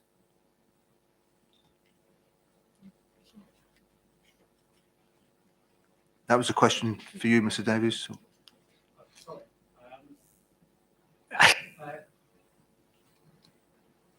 I think that if we read it, septic tanks are not normally used for drainage under the sustainable drainage hierarchy. And so other solutions for foul water drainage should be investigated before the use of septic tanks, right? Therefore, further details are required in this regard. And it should be dealt with via condition. But I think it opens up the opportunity for septic tanks, if there isn't any other solution, to be agreed. Or have I got this wrong? Perhaps the planning can clarify that point. It is a hierarchy, so a septic tank will be because there is no other solution for this site. So through planning, we can allow a septic tank, but it should be at the last resort. That's the same on any scheme that we have a condition for foul water drainage. So normally we would just be requiring a condition for foul water drainage. In this case, there's septic tank may be their solution. We're saying, well, actually, you've got to go through all what everybody would else have to do on a discharge of a condition to ensure that if that is the only way to deal with foul water, then that can be permissible, but we will make them go through all those tests before they do that, which would be the same for any body discharging their foul water condition. Okay. Thank you, Chairman. Councillor Davis, you referred to page 71, the tree officer, and you said that he proposed reducing the number to a minimum of 3. I'll just give you the opportunity to correct yourself. I think you meant a maximum of 3. Yeah. Sorry. Thank you for that correction. Yes. But the key point is, 3 might be more acceptable than 4. Can I just add to that? Because obviously he then went on to say with the additional information, he had no objections to the scheme. So I think they were comments he initially made on the application, and then additional information came in of which he raised no objections, which is why we've based the permission on the conditions as proposed. Okay. Any other questions for Councillor Davies? 4.2, to biodiversity, and I know the previous speaker also mentioned this as well. Are you saying, well, you're saying it's a sensitive site with a number of biodiversity issues to consider, including adequate protection for trees, birds, bats and hedgehogs. Are you saying that the current policy on the MPF in terms of biodiversity, that this application does not meet that policy? Yeah, thanks for raising that. I think if I can just demonstrate, actually, I don't know, is it possible to go back to slide entitled Site Access? The one before? And before that, sorry. Okay, so here we have the current development, and you can see the fencing there. Now, a requirement, a condition on this development, which is the prior development, so for the 3 homes, is that hedgehog highways should be provided, okay? Now, if you look at those gravel boards, they are solid concrete gravel boards, okay? Now, a condition is that they should have concrete highway holes provided. Clearly, that's not there at the moment. I'm not saying that the developer may come along and actually put those holes in, but it's a demonstration of the difficulties of providing sufficient provision for maintaining the ecology of this site. And this is one of the difficulties when you've got such a density of housing, that we need to be sensitive to the needs of the existing ecology and how difficult that can be. And, allied to that, I would say we've got so many conditions here that there's an issue of compliance and monitoring. And we need to make sure that we do, if this goes through, that the conditions are actually complied with. So, yep, we have that guidance, but it has to be complied with. And it's the difficulty in complying with the various conditions, which I would maintain makes this development unsustainable. Okay, thank you. Okay. Just on the point of sort of use of conditions, I think it's probably important just to point out where a scheme, we can't refuse a scheme because we haven't got the details.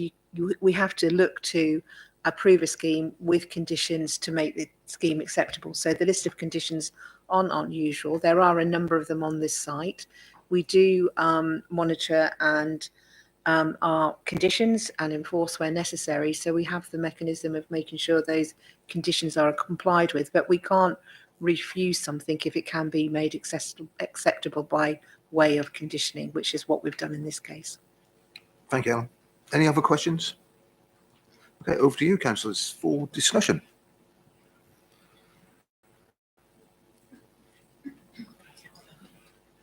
Councillor Holland. Yeah, my question really is, I understand what Helen is saying. Is there any sort of it sounds a bit odd, but is there any sort of maximum number of conditions? Because you could effectively keep adding conditions to a site.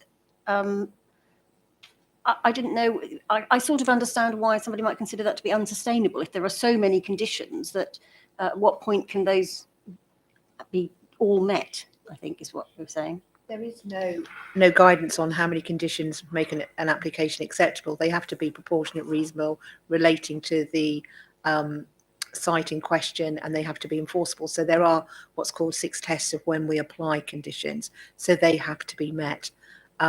So there is no maximum, because obviously some of them are quite, you shall carry them out in accordance with the details we already have, or we then need further details, and then it will be carried out in accordance with those details. Clearly, if there was one of those impacts that was unacceptable, then we would be recommending refusal and giving the grounds for that. But in this case, we can, as officers, given the consultee comments we've got from a highway authority, the ecology report that's been submitted, the advice from a tree officer, the scheme, in our opinion, and accepting it is it's high density, but it doesn't mean to say that's unacceptable. And given the history of the site as well, already been given consent for 4 dwellings, we need to make sure those 4 dwellings can be accommodated on the site, but we are satisfied that with those conditions it can be met. We can't add in more conditions once it's been approved, so we have to make sure what we're recommendation is all the conditions that are needed to make it acceptable in planning terms. Yep.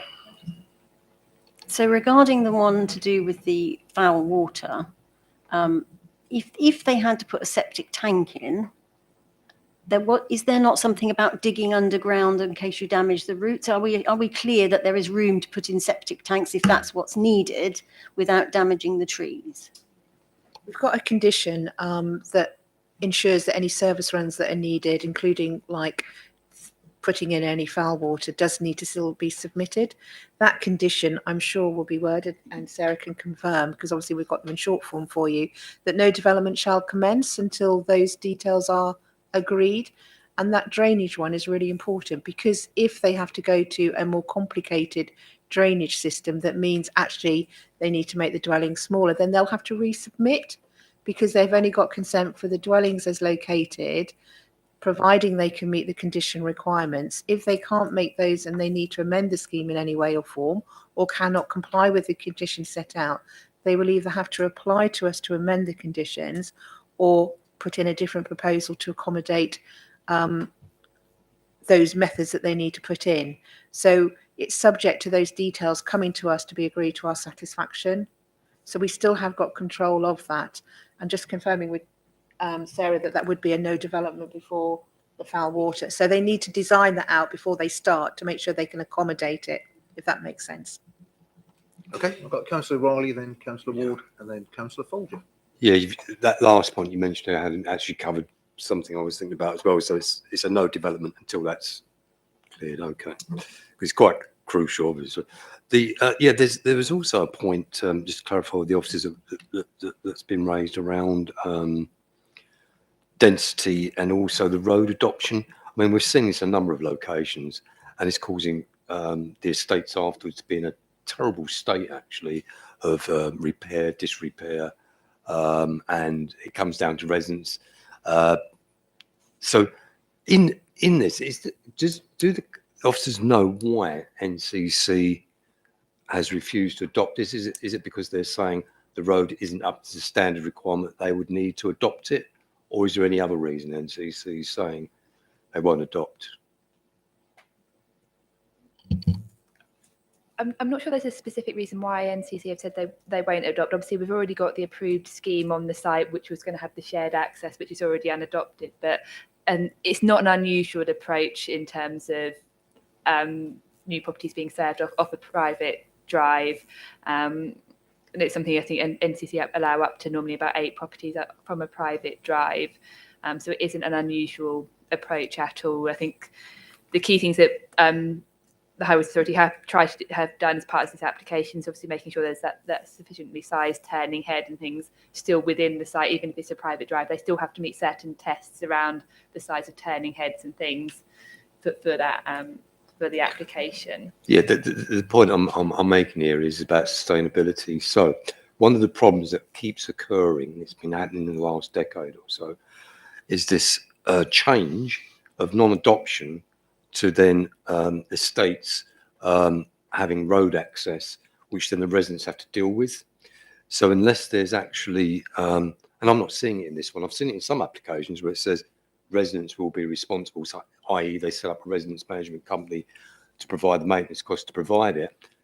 If that's not clear, you end up with a road that is not maintained because there's not a clear provision for it. And we end up with dust carts not being able to go down the road like we've got in Spa Lane in Alsham as a result of such a, in some other locations that we've had that problem with, and different authorities actually as well. So I'm interested to know, can we please find out from this developer if they intend to put that provision in place, because it's an unadopted road, because if there's no maintenance regime put in place, you end up with an almighty mess for those residents. That's one thing. And just in terms of density, how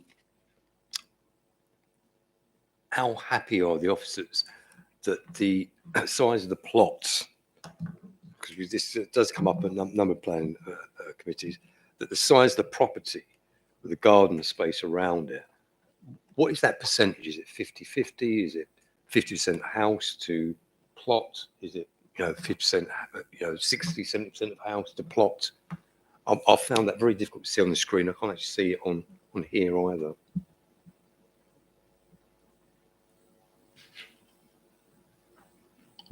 Apologies, yes, I think their site layout plan does have quite a lot of information on it, so I appreciate it's not the easiest plan to read from here.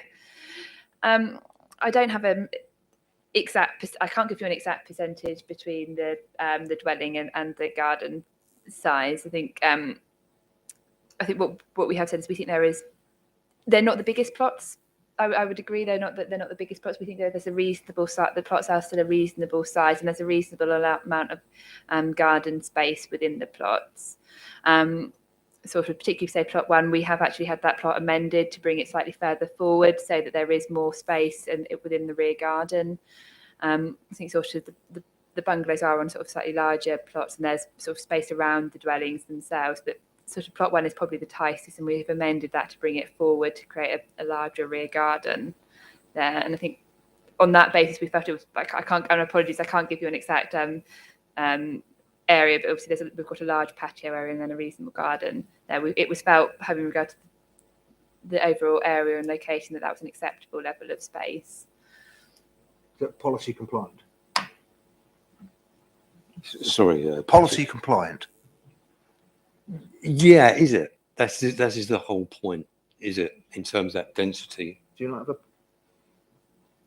We don't have a policy that says thou shall have this much garden area. There is government. Nigel might, I think, just hearing to Nigel, there might be at least sort of, Nigel, do you want to just from memory?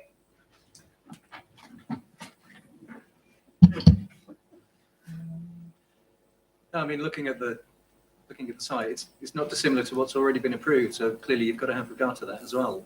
And are there substantial differences? I'd say no.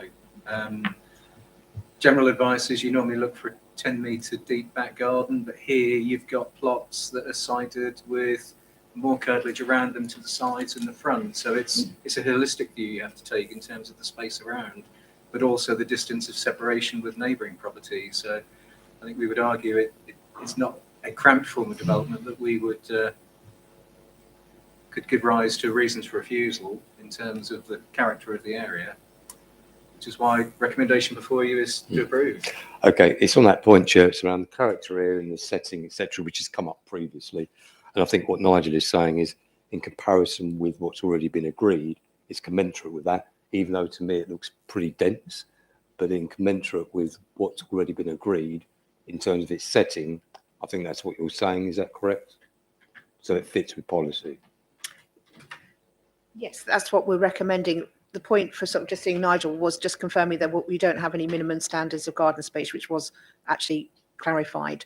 But yes, we're saying actually the proposal, given its location, given the previous scheme that's been approved by the council, that the ratio to size and scale of the dwellings to the proposed amenity area for each dwelling is acceptable. Okay, and I'm saying that actually is weighed because of that reason, because I'm well aware proposals we've had before that Nigel was presented as well, where there's a recommendation not to go ahead with a property because the plot density it just wasn't good enough. So it is subjective, but it's all to do with the setting and where it is. And in this case, I get the point in terms of what's already there. I get that point. So just in relation to the road issue, I think who's going to come back on that? So in theory, we could put a condition in to say details of the maintenance agreements of the road. When the Highways Authority are looking at it, they are looking at it as if it's meeting the required highway standard, even though it's a private drive. So they are looking to make sure it can actually meet those required standard. We have many of these private drives across the district, and we wouldn't be able to refuse the scheme because it's a private drive if the Highway Authority have said it meets the required standard. It is the responsibilities of the occupants to then maintain that road, but it is their road. It is actually only servicing their dwellings. It's not a pass. The Highway Authority tends to adopt those roads, or they're put up for adoption by the developers that obviously have a wider traffic use in the highway network. This is actually the access to those dwellings. Yes, but what I'm saying is that the issue, we've had this breakdown before where dust carts can't actually get in once the maintenance, if there's not a maintenance regime in place, they don't get repaired because then the residents, you've got different individuals, there's no compliance to actually put into a maintenance scheme. And we've had instances where the road breaks down on maintenance, dust carts don't go in, and there's a service problem. It's happened. So I think there's a condition, whilst I agree about refusal, but so there's a condition, we could ask for a maintenance regime to be put in place in terms of sustainability for service of that estate with dust carts, etc., etc. Yeah, I think we could do that in this case. Okay. Okay. Got Councillor Ward and Councillor Folger. Yes, thank you. Just give some reassurance on the road. I live on a private road with about 15 properties, a single track for most of it. And that has to be paid for by us when it's maintained. We've all recently just chipped in £120 each to do some maintenance on the road. We did inquire about having it adopted by the county council. They said they would adopt it, but only if we made it up to their standard first. And that standard would have cost us something like £10,000 per household to do that. So it wasn't done. In terms of wildlife on the site, wildlife is pretty adaptable. Hedgehogs travel miles and miles at night and don't always come back to the same place. In fact, that central panel on the picture actually had a gap underneath it where a hedgehog could easily get through. There was concern about trees, the tree roots and the proximity to traffic. Again, I think trees are more robust than people believe. You've only got to travel up the hill here, Harvey Lane, great big oak trees about 2 foot from the edge of the road, and they are really thriving up there. We've got the principle of development on this site, so I see no reason to refuse it. So I will move officer's recommendation. Thank you, Councillor Ward. Councillor Folger?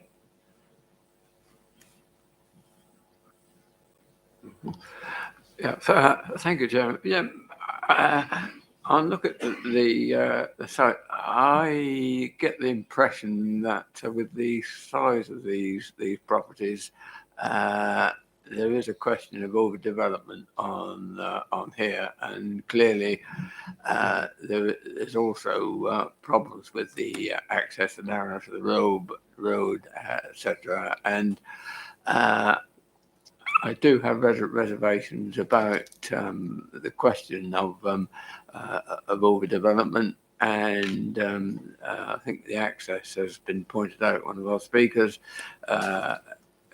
can be difficult, and I think it would be advantageous if the number of properties was reduced to 3, which I think would be less detrimental to the area as a whole. Thank you. Thank you. Councillor Fisher. Thank you, Chairman. I note the concerns by the local member, and I note the concerns just raised by Councillor Folger, but I'm happy to second Councillor Ward's recommendation. I think it is a bit of a squeezed design, but on the other hand, I do welcome the fact that there's bungalows there, and if you're going to put bungalows in a development, then naturally speaking, that particular property takes up more of the land use, and so on that basis, I'm happy to second. Thank you. Thank you. Councillor Brown. Excuse me. Yeah, thank you, Chair. Could the officers possibly inform me of what a no-dig driveway actually means, first of all, please? So in terms of no-dig driveways, it's a different construction method, which is something that we can do on private drives. So you're not digging below the ground surface in terms of, so you're not digging up the tree roots at all. So there will be sort of, there's a type of surface that you can use. So it sort of almost sits on top of the ground level, and you're not having the bits to the side, is it not being sort of basically dug in and not affecting the tree root, so it will sit inside. And what we'll get as part of that condition is they will need to provide us the exact details of exactly how they're going to do it. It normally sits with a sort of a web, a sort of a plasticky web stuff. Normally sits on top of the ground surface, and then the driveway goes on top of that. So basically, it sits so it's above the roots of the tree, so it's not harming the trees by because normally on a standard road construction, when say it's going to be adopted by NCC, it will be the road will be dug down into the ground, so it's preventing that, and it sort of almost lifts it a little bit higher and sits on top. But we will secure all of those details via the condition, so exactly how they're going to design it and the layers in terms of the road and how they build it up. That would all have to be come in as part of that condition, just to basically ensure it doesn't impact those tree roots. Take it from that then that the load-bearing capability would be considerably less than a normal highway. And if there is this consideration for septic tanks, then you're going to have to get a large goods vehicle up there to empty the tanks. And that's going to be considerably heavier than a domestic motor car, for example, or a van. I just don't see that that type of driveway would be able to cope with that sort of load. That method is only put in where it is adjacent to those structures. So the turning area, there'll be elements that will have a different, the normal standard. It's just around those areas where you've got those protection of the routes. But we don't know where it's going to be proposed to put the septic tanks. They're not going to be right down near the highway, surely. They're going to be one associated with each property. So I come back to that same premise. How are you going to get a large goods vehicle, which is possibly fully laden with fluid as well? So you're looking at possibly 20 tons on what I imagine is something akin to a brick reeve drive, which is not going to be able to cope with that sort of bear. And in addition, are refuse vehicles going to go in there, or have all the bins got to go down to the roadside for the same reason?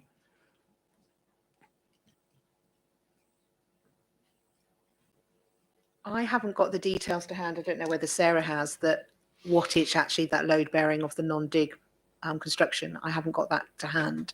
I would have thought that would still have to be to the same standard in which the Highway Authority is, because obviously emergency vehicles will have to be using that road, which obviously more of a heavy vehicle. So I'm not aware that this ever been raised. Is a common condition that we do use that's ever been technically raised as an issue.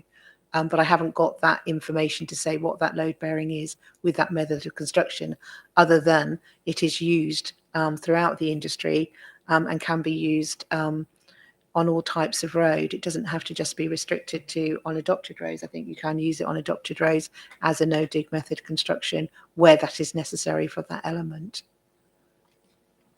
Okay, Nigel? Yeah. Councillor Beadle? Yeah, just to reassure members, my drive comes out on a local HGV route. I can't believe it's ever been designated as such, because you can't get two cars to pass, let alone two lorries. And my drive is actually used as a passing place for HGVs of all descriptions. And it's been down there 30 years, brick weave, no dig. And I had to repair it about 6 months ago. First time in 30 years. Thank you for that. Okay, any other questions? Okay, well, it's been proposed by Councillor Ward and seconded by Councillor Fisher to go with officer's recommendation. All those in favour? 1, 2, 3, 4, 5, Chairman. And all those against? 1, 2, 3, 4, 5. Okay, so I guess the chairman's vote. Okay, well, I'll stick with what. Sorry? Sorry, did I miscount that? Apologies. Sorry, do you want to do that again? So those voting Against. 1, 2, 3, 4, 5. Sorry, 6. 6. I do apologise. Okay. That's 6, Chairman. Okay, that has been. That proposal is lost. That has been lost. So Before we go to the contrary, we do need those reasons for refusal, Chairman. well, we need a proposer for refusal, don't we? Who would like to propose?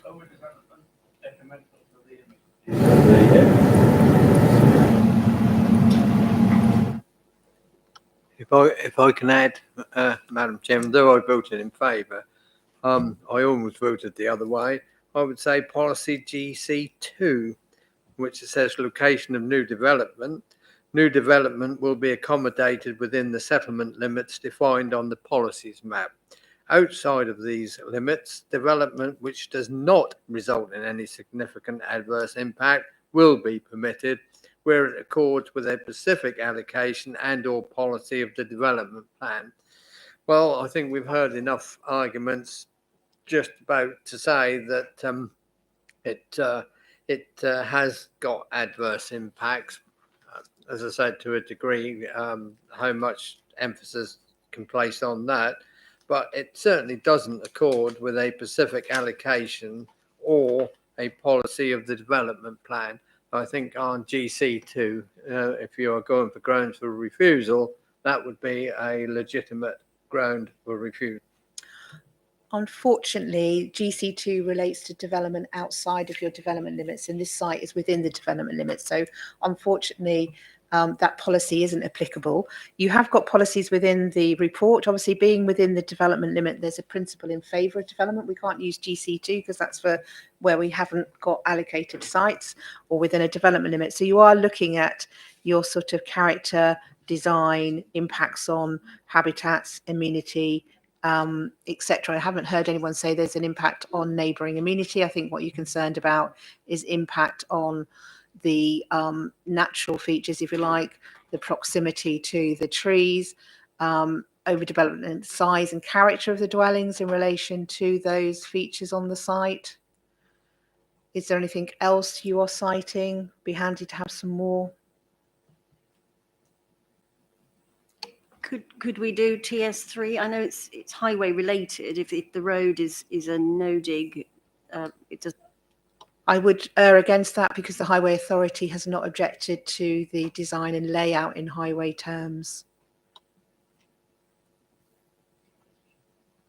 I think you're relating to the size and form of the dwellings in relation to being overdevelopment of the site. Notwithstanding, there's been consent for 4 dwellings, but it's the scale of these 4 dwellings that you're concerned with regard to the impact on the, if you like, the natural amenity features of the site. I think density is difficult, as in you need to cite why the density, because we've already allowed 4 dwellings on the site. So you need to be a bit more specific, as in it's the scale of these 4 dwellings, if that's what you're saying, because obviously we've allowed a density of 4 on this site. Planning committee chair before, or was that from a delegated authority? I'm afraid I'm not aware that it was under 2 separate applications, but so we had 3 plots on one application and a single plot on the other, but I'm not aware whether it was a delegated or a committee decision. I'm guessing it's delegated. We need to look at the merits of this scheme and whether that's acceptable, but the council has already approved 4 dwellings.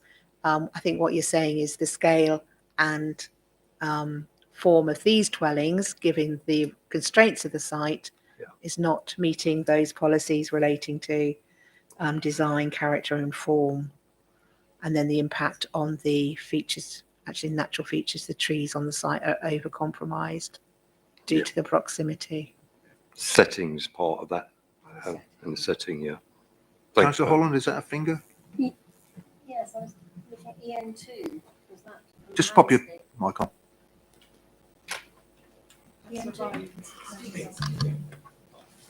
Apologies. EN2, is that under landscape? Is that an issue? It's for you to tell me whether it's an issue, unfortunately, not for me to tell you, because we think it's okay, but obviously it's for your reasoning to come up with. I'm trying to guide you here, but it's not for me to come up for your reasons for refusal. You do need to cite why the scheme is unacceptable. I'm here to help and guide. So can I suggest EN2 landscape on the basis that it could affect the trees that are already there? We could add that in, yes, certainly, Councillor. I think there is sufficient there. Okay. So do we have a proposer for refusal? Councillor Riley, do we have a seconder? Councillor I'm happy to second. We've got Councillor Brennan. Okay, it's been proposed by Councillor Riley, seconded by Councillor Brennan for refusal. All those in favour of refusal? Try and count properly this time, Chairman. 1, 2, 3, 4, 5, 6, 7, Chairman. Okay, and all those against? 1, 2, 4. 3, 4. Okay, that has carried as a refusal. Okay, it's 10 to 12. I think 15 minutes to grab something to eat and have a comfort break. Yep. Okay.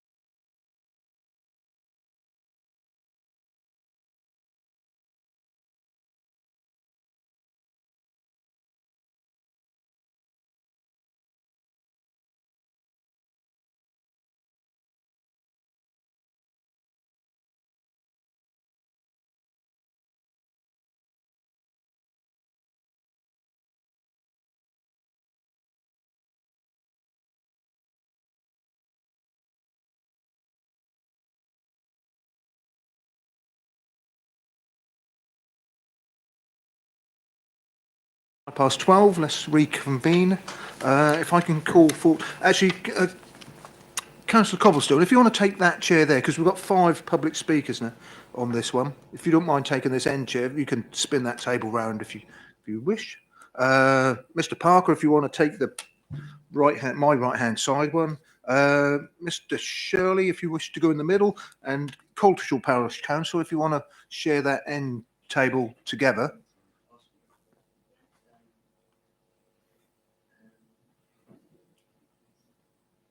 Are you both speaking, Coltishall Parish Council?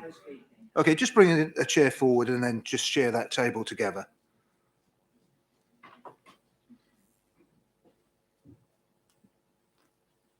What a gentleman.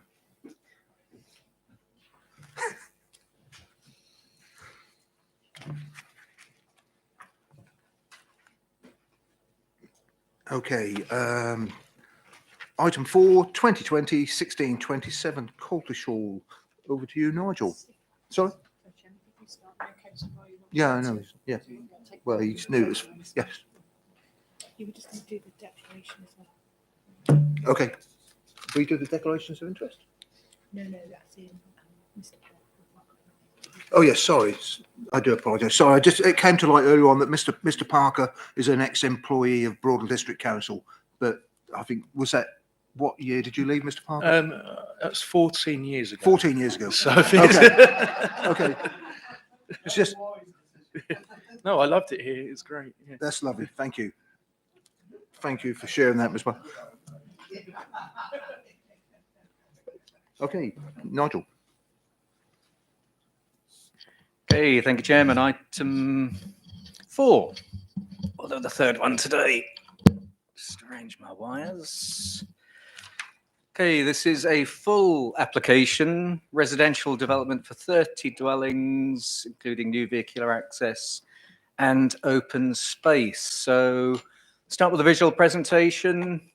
Just put the site in context. Coltishall is within the settlement hierarchy identified in the Joint Core Strategy as a service village.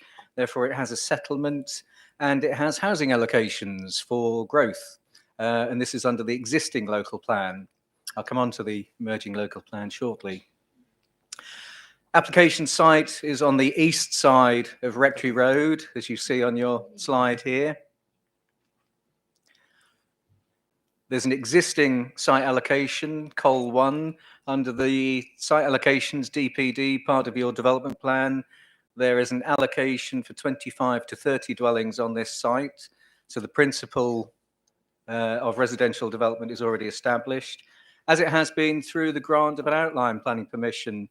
That has now lapsed, but in 2017, planning permission was granted for 30 dwellings on the Col 1 allocation. The application we have today is slightly larger than the existing allocation. The allocation is about 1 hectare in size. This application site area is approximately 1.5 hectares, so slightly larger than the existing allocation. And that's the reason why the application is before you today, because that element that is outside of the site allocation is therefore contrary to policy and contrary to GC2 of the existing local plan. Just while this slide is on, and to give you some local context to it, Rectory Road runs from Church Street, the B1354 to the south, all the way through to junction with the Hill, which then has a junction with the North Walsham Road, B1151. That road passes over the Bure Valley Railway, Bure Valley Walk, with a bridge. And at some point along Rectory Road, and I'll show you on a later slide, Rectory Road going northwards does become a one-way road heading northwards only, with a no entry point at its northern end. Also to identify in terms of access to facilities, Coltishall Primary School is located, this location here. Next door to that is the medical centre, all accessed off Rectory Road with footpaths. You also have playing fields on both sides of Rectory Road, Village Hall on the west side, as you see here. The main shops are within this location here around Norwich Road and the High Street with petrol filling station, etc. Westbourne Road also runs westwards off Rectory Road, linking through to the B1150 North Walsham Road. That's the application site. In terms of the existing settlement limit, obviously the site allocation puts the hectare of the land within the settlement limit, and also just to show the proximity to the conservation area, and there's no conflict in terms of setting of conservation area. So that's the application site. It's bound to the south by some hedgerow and an agricultural access track, playing field to the south of that. Single-storey development on the opposite side of the road.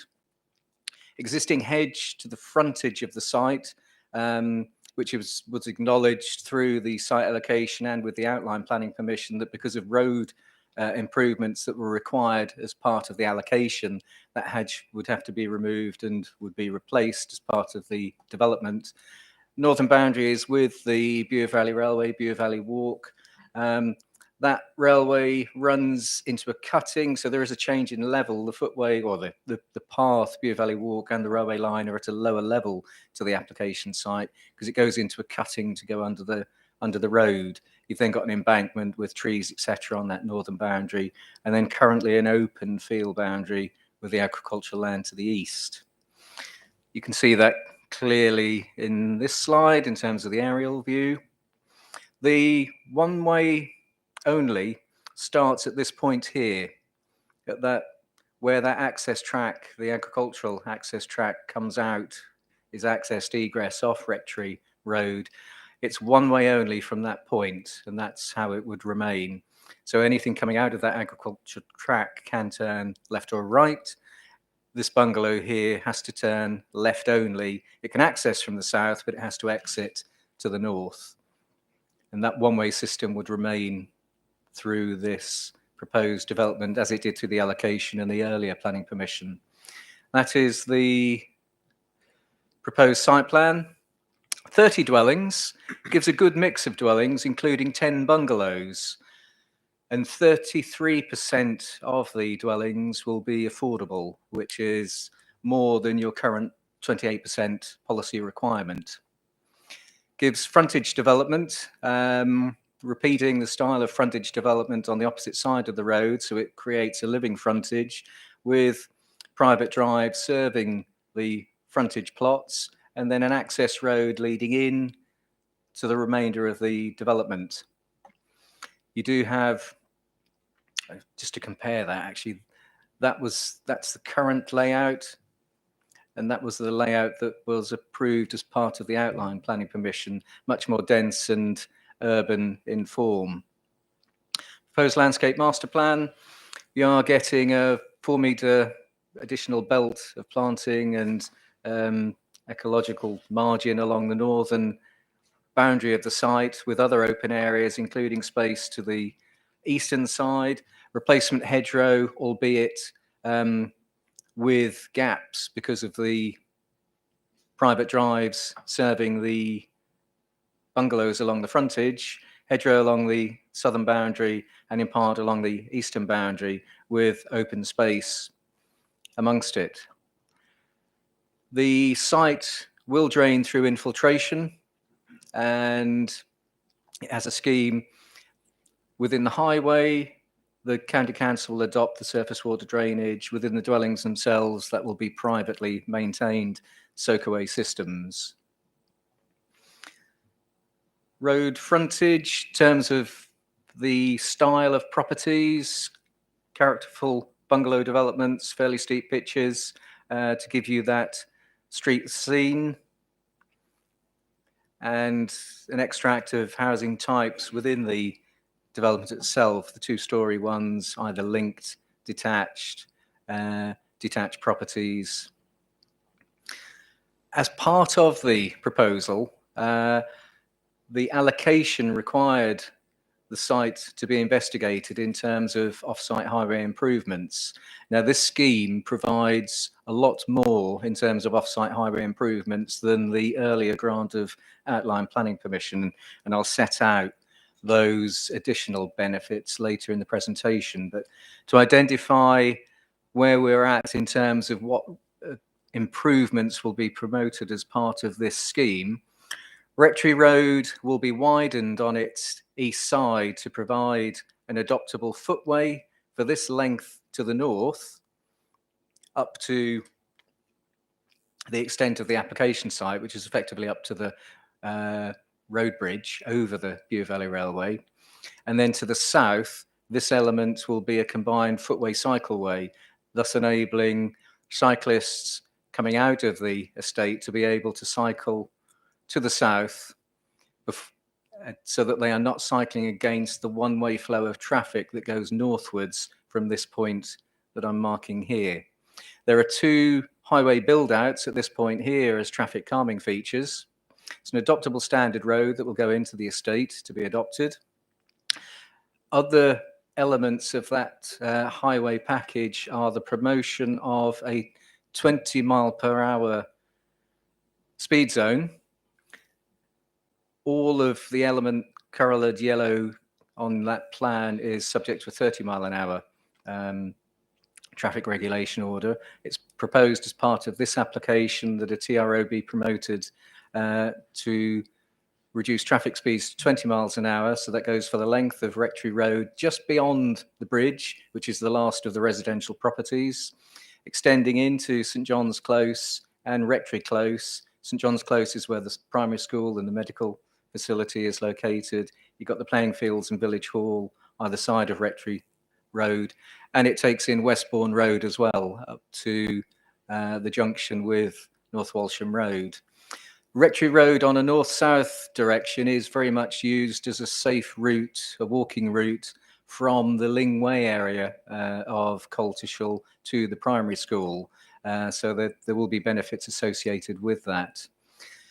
Importantly as well, at the northern end of Rectory Road, at the junction with the hill, which is this road here, North Walsham Road and Lingway, which is an estate of properties here, there is the provision of a pedestrian refuge island, which will enable people to cross the road, the main road, in both directions. This wasn't something that was secured under the previous outline planning permission. So the works proposed at this end are reinforcement of the gateway feature into Coltishall from the northern direction along North Walsham Road. That's where the national speed limit drops down to 30 miles per hour. So it's a reinforcement with gateway features of that reduction in speed.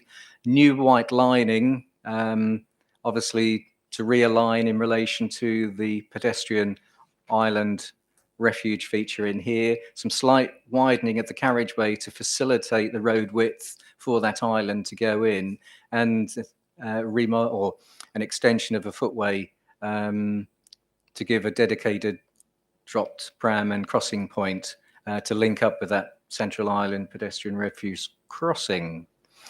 We'll now go to photos of the application site. So this is looking north up Rectory Road. Just at this point here is the access to that agricultural land, which I referred to, and it's here that the one-way system then starts. You can see the white on blue background arrows. That's one way only from this point. Excuse me, sir. Please let the gentleman. Continuing with views further north. The site is now on the left-hand side, existing narrow footway, and it's this footway that's going to be widened and requires the removal of the existing frontage hedgerow. No footway on the opposite side where you've got the existing bungalows. Looking into the site, sort of fallow land, agricultural land, this is the hedgerow line and tree line as the boundary with the Bure Valley Walk, Bure Valley Railway. Again, looking at that site frontage and the hedgerow, there is an existing field entrance. Again, the site is on the left-hand side, but just picking up the neighbouring properties on the western side of Rectory Road. That's looking north up Rectory Road. The bridge is at this point here. So the bungalow's on the opposite side. And you'll repeat that sort of living frontage with access drives and bungalows on the east side. Just showing the relationship of Bure Valley Footpath and Bure Valley Railway, the site itself is at a higher level on the right-hand side of that slide, as you see it there. The land does then slope back beyond the application site, as I say, because the railway goes into a cutting to go under the railway bridge. This is looking north side of the railway bridge, so the site itself is behind this tree line. And we're coming up to the junction of the hill with North Walsham Road, so we're looking northwards. The gateway feature that would be provided is at this point here, where the national speed limit drops down to a 30. There is a flashing speed sign, reactive sign here currently. This is the area where that pedestrian refuge island would be installed, roughly in this point here. So it picks up a crossing point, an existing crossing point, but obviously it gives a refuge centrally within the carriageway, and that would be formed by widening the road, North Walsham Road, on its west side, realigning this footway, providing that feature to give a safer route of crossing of the North Walsham Road. I'll leave members on that slide and just take you to a summary of the officer's report. There are updates to the item, which are referred to on pages 140 and 141 of your supplementary schedule. These don't alter the recommendation, but may give rise to an additional condition in terms of archaeology. Key to determination of this residential proposal is that the village is identified in the settlement hierarchy in the adopted joint course strategy as a service village, having a good level of services and facilities where land will be allocated for housing development, and it has been allocated in your adopted SADPD. General location of the application site has been allocated for residential development for 25 to 30 dwellings, and although now lapsed, the 1 hectare allocated site has had a grant of planning permission for 30 dwellings. Furthermore, and although of limited weight, the council has resolved that the wider site area and that adjacent to it is suitable in principle for residential development through the inclusion of policy GNLP 2019 in the GNLP submission, which commences examination hearings in February next month. This policy allocates a further 1.44 hectares for residential development of approximately 20 dwellings. The application before you is larger than that of the existing Col 1 allocation, and it extends by about 0.5 of a hectare onto the proposed GNLP 2019 allocation. As such, the proposal is outside of the current settlement limit identified by the existing allocation and is therefore contrary to GC2 of the DMDPD. The application does not undermine or seek to partially deliver the GNLP allocation, but does result in material benefits and improvements on the existing allocation and previously approved outline planning permission. These benefits are a significant part of the planning balance and are considered to outweigh the limited harm in this particular case in extending marginally beyond the settlement limit. Detailed report before you provides a full assessment of the proposal against the adopted development plan policy and identifies key material considerations or benefits. And I'll just run through these as follows. In terms of the scheme that's submitted compared to the previously approved scheme, it's certainly at a lower density. It provides larger amounts of amenity space. It's considered to be less cramped and urbanised in layout, resulting in a more suitable form of development for the area. Provides for a better mix of dwellings, including 10 bungalows, so a third of all the dwellings proposed. There's more space for landscaping and biodiversity and ecological enhancements. Traffic calming build-out features along Rectory Road. This is just really going over and reinforcing what I referred to earlier through the slides. The inclusion of that cycleway to the south, speed reduction zone of 30 to 20 miles per hour, Rectory Road, Westbourne Road and side roads, and measures to mitigate traffic speeds on North Walsham Road, including provision of that pedestrian refuge island. And these works will very much be of wider community benefit. And also the provision of affordable housing at 33%, which is in excess of your current policy requirement of 28%. Also point to the specific location of the allocation, which is very well suited in terms of access, walking distance to local facilities, the school, medical centre, recreation hall, outdoor recreational facilities, etc. In conclusion, therefore, Coltishall is a sustainable location for development, given its position in the settlement hierarchy and given the existing and proposed housing allocations. Whilst the encroachment beyond the development boundary is in conflict with policy GC2, it It is noted that the council's landscape officer does not consider that the increase in site area will have any significant harm in terms of landscape character or visual effect. The site is within easy walking distance as well of those facilities I outlined, which makes it sustainable and provides economic, social and environmental benefits, which outweigh the harms identified with that policy conflict.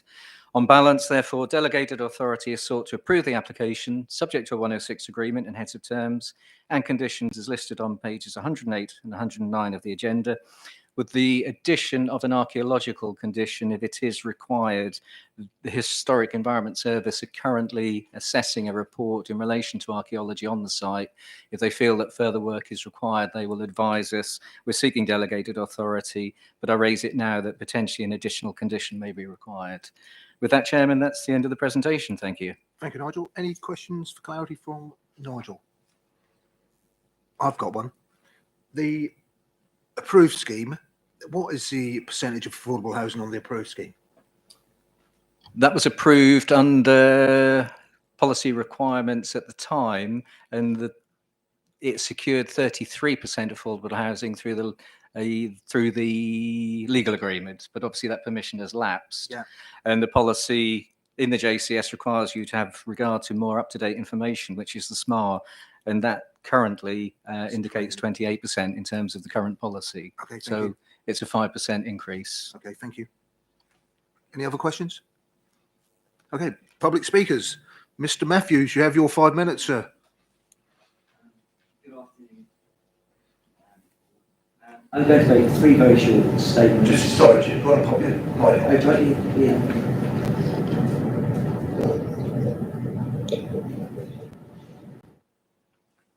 Good afternoon. I'll say again if you didn't hear me.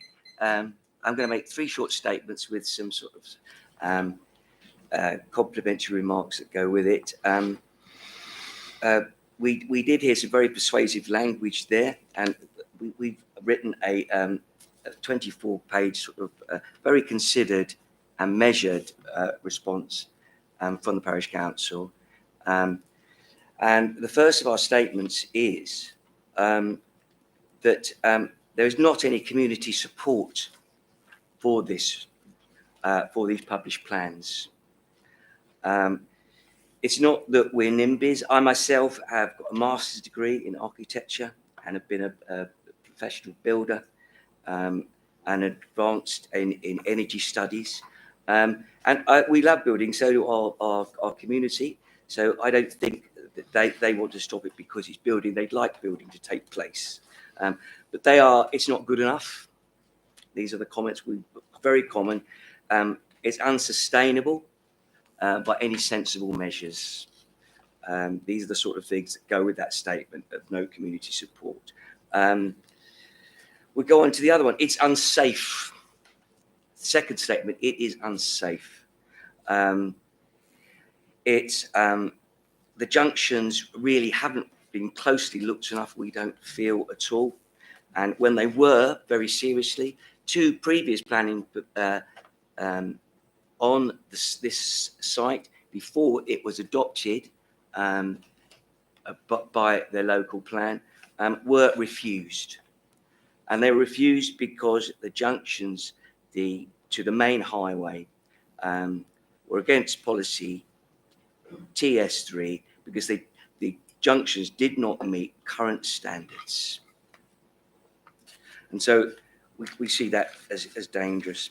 And we feel it will cause dangers, congestion, and it hasn't really been looked at, where people are turning and waiting. It was going to block up our bridges. It's going to there's be frustration and difficulties with the road scheme that is planned.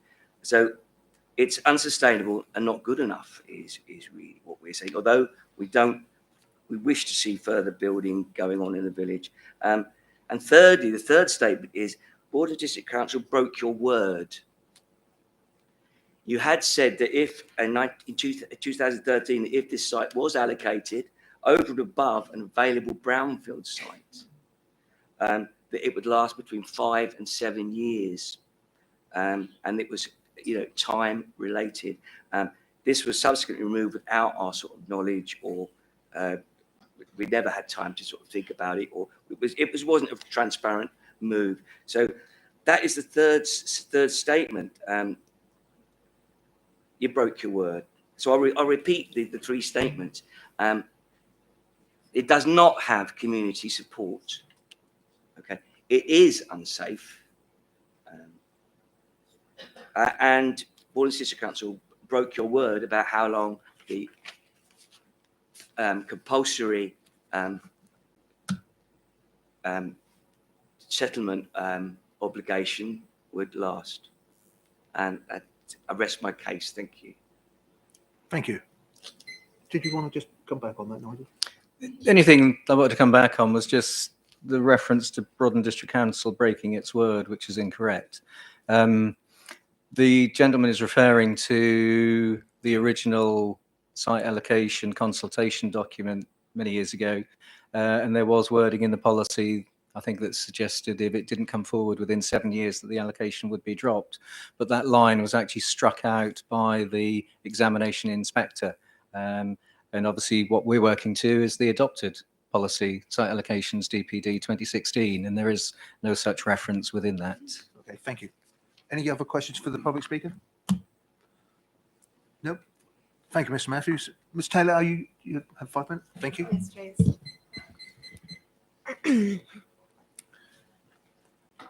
So today I'm going to reiterate a few of the points that Councillor Matthews just brought up, and as well as some of the detail for the reasons of objection that were put forward in that 24-page document by the Parish Council in October 2020. The conclusion of that document summarised that we had brought to your attention that the application was partly out of the settlement boundary, as your officer has raised today. We demonstrated within the document that the local planning identification of projected housing needed within Coltishall had been met and exceeded. The presentation that we put forward was over the last 20 years, where in excess of 50 buildings had been built, and obviously the projection was for 30. We demonstrated within the document, I'll just read them again. We showed significant negative impacts this development will have on the local transport and serious road safety issues. We have concern for the ecology of the site and fear that the surrounding area will suffer detrimental effects, and that the plan does not meet local and national policy agreements. The design of this development is out of step with the district guidelines and suffers fatally from a lack of community shaping and engagement. Energy and CO2 emissions have not been properly assessed, and the expectation on site generation has not been met.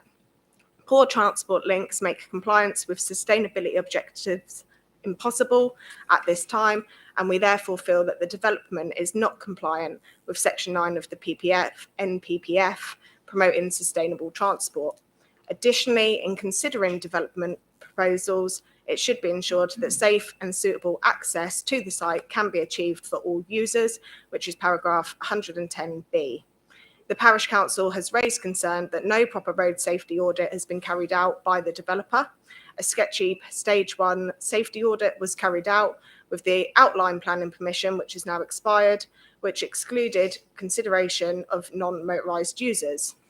Comments from Norfolk County Council Highways have not given consideration to pedestrian safety and have glossed over the concerns about the dangerous B1150 Rectory Road junction and other junctions. As we have previously raised, and as Councillor Matthews alluded to, in 1977, provision for a much smaller development of 12 houses on that site was refused, partly on grounds that the junctions were substandard and unsuitable to cater for further development. Policy TS3 states that the development will not be permitted where it would result in any adverse impact on the satisfactory functioning or safety of the highway, and Coltishall Parish Council has offered in previous correspondence to pay for a safety audit to test whether or not the development meets the requirement of TS3. Please consider our objection in the view that this application is not in the public interest, and with an understanding that we are hoping for and wish to support future plans for sustainable homes in our area that maintain safety. Thank you. Any questions for the public speaker? Okay. Mr. Shirley, your 5 minutes, sir. Good afternoon. Thanks for allowing me to speak. I live near the proposed development and I'm here, for me, and the deeply concerned residents opposite the site, as well as all the other objectors. This application doesn't meet the requirements of the NPPF. It doesn't meet the LPA's adopted document Col 1 guidelines for the development. It's not on the same 1 hectare area as the expired outline planning permission. It's a larger site with half a hectare, that's 50% outside the settlement limit, and into the unadopted allocation. It'll encroach into the undeveloped countryside and destroy the visual amenity of the area for all. Its elevated position will dominate all views and spoil tourism assets, contrary to policy GC2 in the Joint Core Strategy and EN2 in the management plan. The transport assessment for this site is factually incorrect. Buses are actually infrequent here. The last bus to Rectory Road from Norwich is at 5:18 on a weekday evening. The bus stop shown on their drawings is an unlit 10-minute walk from the site. Hovton Railway Station is a 2.5-mile car journey to the east. This will be a heavily car-reliant development against policy. At peak times, the 30 houses will generate many more than 12 total journeys per hour, and the Rectory Road is chaos during the school run now. It ignores how a temporary road closure to the south of the proposed estate would be safely managed on the one-way stretch. It simply couldn't. This application will have an unacceptable impact on local roads. The proposal bisects the safer route to the school path with 4 driveways and an access road to 23 houses. Visibility issues due to the vertical alignment of the railway bridge remain on Rectory Road. Conveniently, crash map data doesn't log all the accidents in the area, so the 2018 major accident on Rectory Road and last year's tragic death of a cyclist at the B1150 junction from Rectory Road are unrecorded. The B1150 junction doesn't meet design standards either, and peak traffic levels in the village have increased 30% since the NDR. There are proposals for over 2,500 new houses in North Walsham. They'll use the B1150. That will further increase the traffic at these junctions, and North Norfolk District Council's village traffic survey in Coltishall remains unpublished. The road network is not safe for pedestrians, drivers or cyclists. The proposed 20-mile-an-hour speed restriction on Rectory Road won't be observed. The 30 isn't now. And the islands, footway and cycle links all look like the afterthoughts that they are. The site's sustainable drainage system is also questionable. The actual planning application form states that the proposal will increase flooding elsewhere. There are no section drawings to show proposed site levels of the new properties, and reliance on permeable brickweave needing ongoing maintenance is not a workable long-term solution. No pollution control to protect the vulnerable aquifer below or near the site, so you'll have weed killer on all this paving, oil or antifreeze coming from driveways. It's all seeping into the ground. The ecology report doesn't mention that the field was cut just prior to the survey, and the biodiversity loss is completely unacceptable. The hedgerow and established trees could have been incorporated into an imaginative and much less urbanised scheme. And the archaeology survey, where 9 50-metre by 1.8-metre trenches were dug during the nesting season. NPPF Policy 134, good design, is a key aspect of sustainability. Well, this design and layout is not at all in keeping with or respectful of the village. It's just the developer's standard product. The land use is poor despite the site actually being much larger. There's no attempt to integrate into the area. Stretches of 6-foot-high fences, 45-metre long, bound the site. It's a development where resident conflict will be an issue. The narrow driveways, on-street parking, badly sited bin collection areas, a tiny recreation area, virtually a verge, right next to houses. And this is just the phase 1 for the developer on Rectory Road. It should not go ahead in its current form. Crocus have got much better houses in their range of house types. there was an alternative brownfield site in the village also, which was not considered at this time. So we should stop this now and build better. But if this is passed, there should be an essential condition that phase 2 is only considered 5 years after a completion of this, so that the consequences of this first phase can be adequately assessed. Thank you. Lovely. Thank you, Mr. Shirley. Any questions for the public speaker? No? Okay, Mr. Parker, your 5 minutes, sir. Thank you very much. Thank you for the opportunity to speak today. I'm Jason Parker from Parker Planning Services, the agent for the scheme. I have Tom Joyce with me as well from Crocus, and this site is very important to them. The applicant and us have worked very hard in cooperation with the council, and this is to ensure that the best proposal possible comes forward. And we've gone through amendment after amendment with the plans aimed at picking up the consultation responses, what the neighbours have said. And of course, we have to balance that against the constraints of the site. So I'd like to thank everyone involved with the hard work with those negotiations. Crocus Homes provides many benefits for the developments they undertake. They're a wholly owned subsidiary company of Saffron Housing Group. They're not a mainstream profit-driven developer, and Crocus is focused on increasing the group's value and furthering its objectives that come with being an affordable housing provider. They are a locally based house builder that specialises in designing and building high-quality homes. Crocus Homes works closely with the local community, and their homes are designed to sit well within a landscape and create a strong sense of place. This is supported by our proposal, which also is not as dense as the original approved scheme. For any housing proposal, it's important to understand the principle of development. In this case, the majority of the site is allocated for development already. It's therefore part of the planned development for the council within its local plan, and it's also within the emerging local plan. The previous application of this site sets a precedent as well.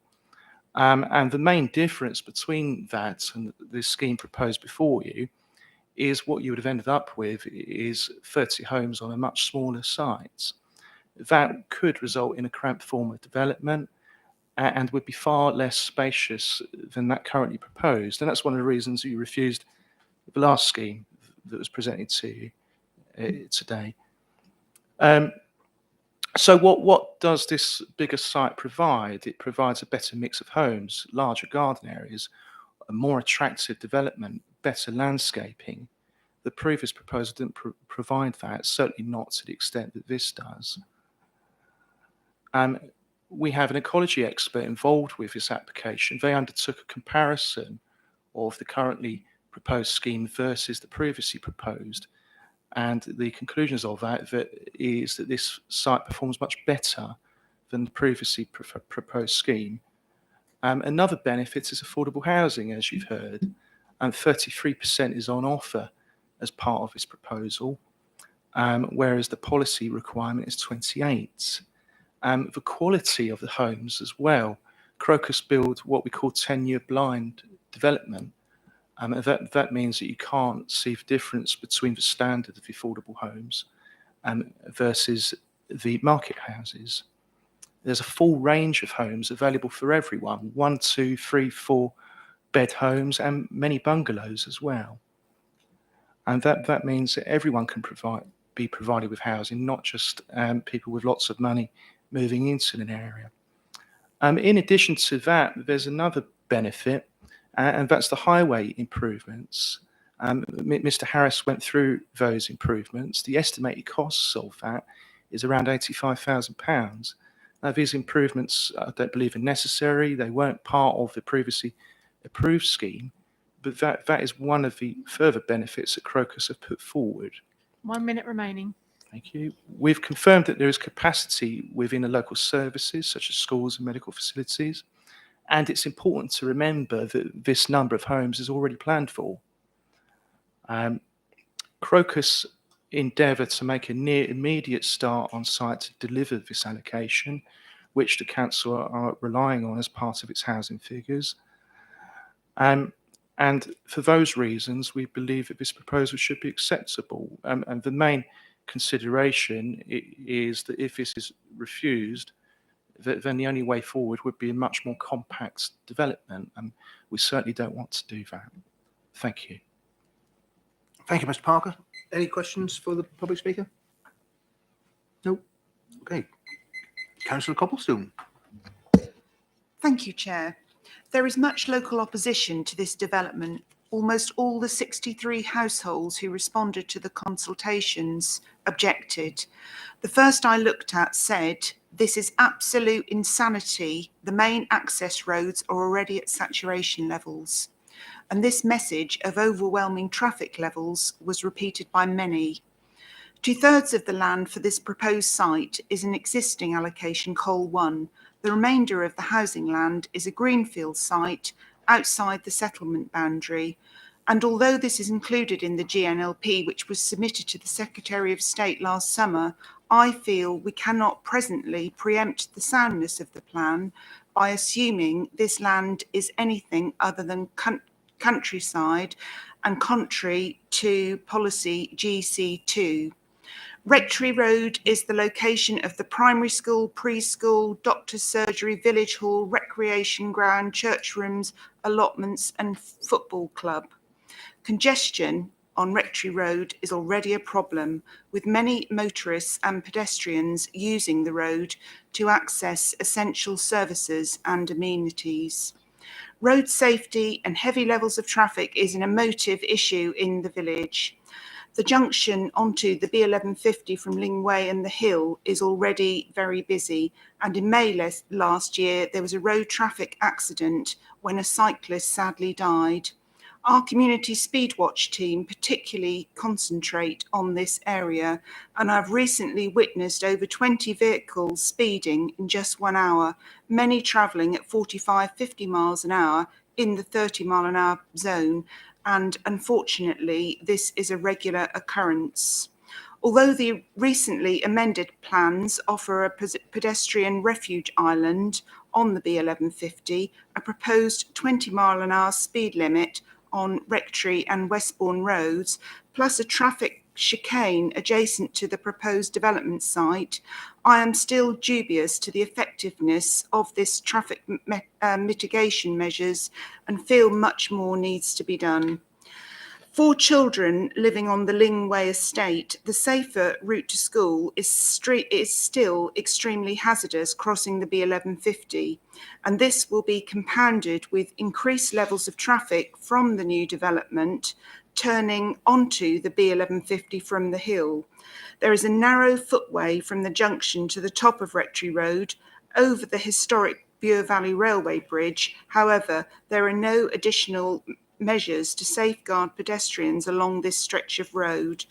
Once the children reach the new proposed housing, they will then cross 4 new accesses and the main entrance to the estate, adding further risk to pedestrian safety. The junction of Westbourne and Station Road has previously been identified as substandard and unsuitable by planning officers. Residents of St James have asked for a no right turn at the top of Rectory Road to prevent traffic rat running down this narrow lane. Neither of these issues have been addressed by the developer as part of this application. The Bure Valley Railway and Path is a very significant tourism attraction and part of our green infrastructure route. I would like to see a new access onto the Bure Valley Path instated here for pedestrians and cyclists, plus a safe cycle path from the estate back to the village south to avoid the B1150 junction. Col 1 allocation suggests there will be a new connection to the school, but none of these are included in the application as far as I can see. This will be a highly car-dependent development which will increase traffic levels, especially where important public resources are based. Public safety must be foremost in our decision-making, so I ask you to please refuse this application and request more is done to protect public safety. Thank you. Thank you, Councillor Copplestone. Any questions? Councillor Riley. It's just on the point around the Greater Norwich local plan. and the points have been raised about that going forward. I know I, for one, didn't vote for that plan on the basis of soundness. But are you saying, Joe, that in your view, the soundness of the Greater Norwich local plan in regards to this addition to it for Coltishall, do you believe that to be unsound? I'm not prepared to comment on the soundness of the Greater Norwich local plan, but I think at this point, until the plan has been fully adopted, we can't sort of preempt what will happen with the plan when it's submitted to the Secretary of State. So I think at this point in time, we need to consider that I think it's almost half a hectare of land is still in the countryside. So, and contrary to GC2, so it's still outside the settlement boundary at this time until the GNLP is fully adopted. Thank you, Chair. I'll just clarifying, because you did mention soundness, you see. Thank you. Okay, any other questions?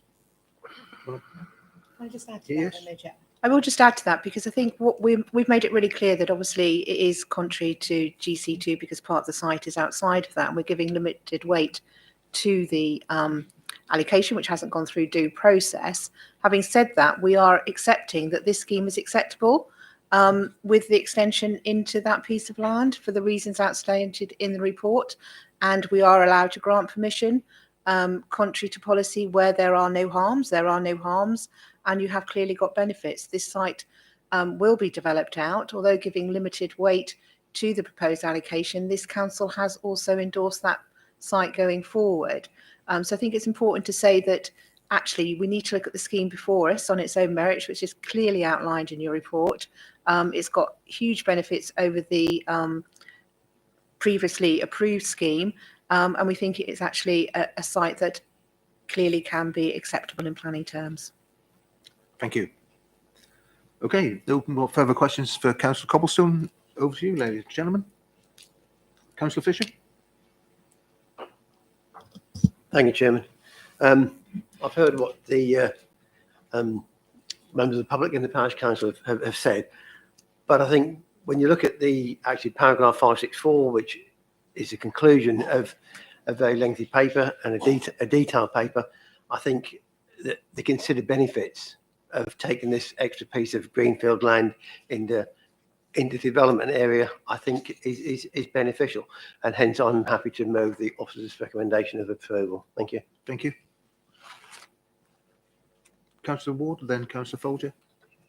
Thank you, Chairman. We've heard there's not much local support. There will be support from the people living in these 30 dwellings. So we've got to have consideration of the people who will be moving in as well as the ones that are already there. It's a good development, I think. 10 bungalows, 33% affordable housing, and I'm happy to second the recommendation. Thank you. Councillor Folger. Thank you, Chairman. Yeah, I think that it is a good proposal, and in addition, I would add the fact that when I was portfolio holder for housing, I had a great deal of dealings with Crocus Housing, and it's very apparent with the developments which they have had. They do produce buildings of a very high standard, and clearly, as our speaker from there said, you cannot tell the difference, but basically between the market housing and the affordable housing, and clearly they've all been developed in a very sympathetic way, and clearly their developments as a whole bring great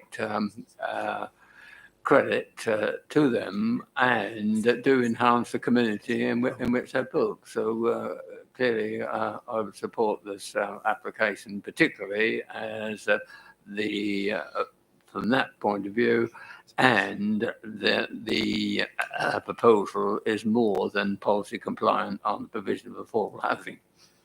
Thank you, Councillor Folger. Councillor Riley. Thank you. Just for a comment, just ask one point of clarification. So the volume of housing, the additional number of housing on this extra piece of land, which is the reason why it's here. How many more is that to the previous application? It's the same. It's the same. Yeah. It's fine. Okay. So, a bit of difficulty around this, having lived in this area for a very, very long time. I've moved now, but I actually had a question whether my son would go to Buxton or Colchester, and went down to both of them, know the area well, doctor surgery there, and that road is a problem. And the congestion that's going to come through from North Walsham, I completely understand this, by the way. As you're coming out, these junctions, the increased volume is a real issue. I don't know how planning is going to deal with this in Norfolk. I'm not quite sure what highways does half the time, to be perfectly honest with you. And I'm county councillor along with another county councillor, and we constantly make these comments. So I think elsewhere in the country, particularly when I used to live in London, a completely different approach, by the way. But anyway, we won't talk about that. So I do have great sympathy for the residents of Colchester in this regard. I really do. But I'm feeling a little bit stuck on this one in terms of the previous agreement that's already been made, and bearing in mind that that section is beyond settlement limits. But we do know what has been occurring in terms of appeals in this regard, and recently in terms of the feedback we had as well, where this is sort of pretty much down that road, I would say. It does fit with the policies. I read the police statement here as well, which I think's been mitigated for, because I actually agree with the police here in terms of, natural observation. It's critical in terms of play areas, etc. I think it's been mitigated for, but it's not been them practically toughen up that condition. So whilst I have great sympathy for the residents here, there is an Norfolk County Council issue in terms of volume of traffic. I don't think we can deal with that, though, here in terms of this planning authority. And therefore, I would support it. Okay, thank you. Councillor Beadle? Yes, Chair. There is a lot of merit in this scheme. Sorry, Chair. There's a lot of merit in this scheme. It is less dense than the previous application. There's a lot of affordable houses on there. I'm a little bit surprised that the exit onto Vicarage Road is still one way at the point of the access of this little development. I could see merits that section should be made two-way up to that point. I drive down there occasionally. I used to hail down there one time a day before the junction was altered onto the North Walsham Road, but the junction is a lot better than it used to be. I think on balance, I support this, Chair. Okay, but if we could make it two-way up to the point of the junction, I think it'd be a good idea. I think without a highway view and the fact that the Highway Authority are not requiring that, then I don't think we could put that in, unfortunately. Okay. If there's nothing else, sorry, Karen. Thank you, Chairman. Thank you, speakers, for highlighting your concerns today. As previously been said, I have some empathy with the concerns that you have raised. The balance is between the benefits that the schemes bring, but one thing I just wanted to seek clarification, and given the road safety concerns that have been raised, was a point raised about there's been no proper road safety audit. I'd just like to seek some clarification on that and why that hasn't been done. Thank you. That's something that would be picked up by the Highway Authority, and they will review through safety audits comments on the state scale development. So they are the experts in this regard. We rely on their expert views. They have looked at this site for a long period of time, and to a certain extent have also responded to representations that the community have made to them as well, which have led to some of the, I'd say, additional benefits that have come forward and which you're considering today. Could we as a planning authority actually request that as a condition as part of any permission? I think because it hasn't come from the Highway Authority, and normal practice for the Highway Authority is before any off-site highway works have their final design, they have to go through their safety audit team and signed off, and amendments can be made at that time to make sure they meet the required highway safety terms. So that is covered with what's called those 278 off-site highway works. So I think it wouldn't be relating to the planning for us to then do that, because there is that mechanism for any off-site highway works. Okay. If there's no other questions or comments, we have a proposal from Councillor Fisher and seconded by Councillor Ward to approve the scheme. All those in favour? 1, 2, 3, 4, 5, 6, 7, 8, 9, 10, Chairman. Okay, and all those against? 1, Chairman. Okay, thank you. That's carried. So, court. Thank you very much, Chair. That's really kind of you. Just looking at the recommendations, which have obviously been approved by this committee, number 2 says policy compliant green infrastructure and recreational open space provision with a potential footpath link to the Bure Valley Walk. Could I ask the committee to make sure that we guarantee a footpath link to the Bure Valley Path, please, as part of this application, because that is not very clear from that recommendation. Thank you. Hello? I'm just looking for that condition. I mean, it's for the chair. Potential. Page 108.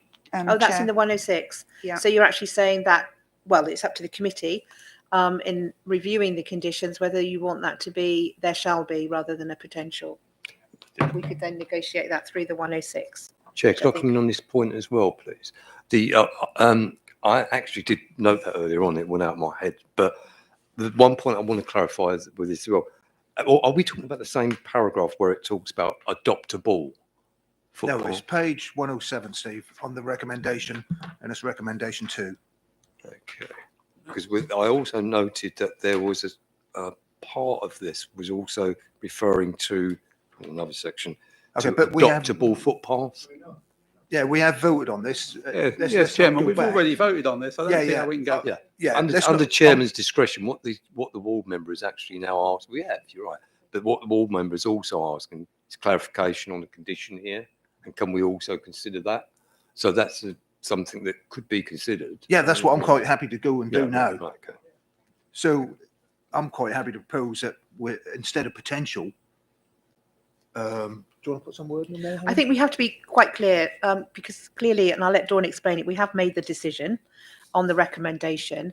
You can then look at the conditions of that approval, and that is reasonable to do that. I just want to make that really clear to members of the public who may be watching us, that actually you can then look at your conditions for approval and make sure they are okay, because we've decided that the application is acceptable. Yeah. And I think what you're saying is part of the 106, rather than saying potential for a footpath link, you would require a footpath link to the Bure Valley Walk. Obviously, ownership of that is not in the control of the applicant, but clearly that's something, if it can't be secured, then we'd have to come back to say that to committee. But I think there would be a reasonable potential to, well, that's why we said potential. We're looking at that as rather than potential that is carried out. If that can't be secured through the 106, then we'd have to bring it back to you. Good, yeah. Okay, so I'm happy to propose that. Yeah. I'll second that. Yeah. Is everyone in favour of, well, let's put your hands up. Yeah. That's, okay, all right, thank you. All right, thank you. Okay. Right, that closes that application down. Thank you very much, ladies and gentlemen, for your time. Now moving on to item 5, which is 2020-16-11 Lingwood. We've got these gentlemen there, Dawn. No, that's slightly worrying, Chairman, because they could phone in when we had our break and phoned in to say they were on their way. Well, if they're not here, then okay, we can still do the presentation. They can still do their. Okay. We might just do start the presentation. I just want to Yeah. look through so that we can calls from Yeah. Okay. No, because these guys are just coming in right at the end to do. Unless anyone does anyone want a break? Not really. No. Yeah. Okay, Nigel, over to you, sir. I think, are we waiting for Dawn to come back, unfortunately? Oh, yeah, we need Sorry. Dawn. Okay, Sorry. we need Yeah. Dawn back. We just So, need Dawn. okay, do you need to? No, I don't. Okay. Well, okay, I see. She wasn't going.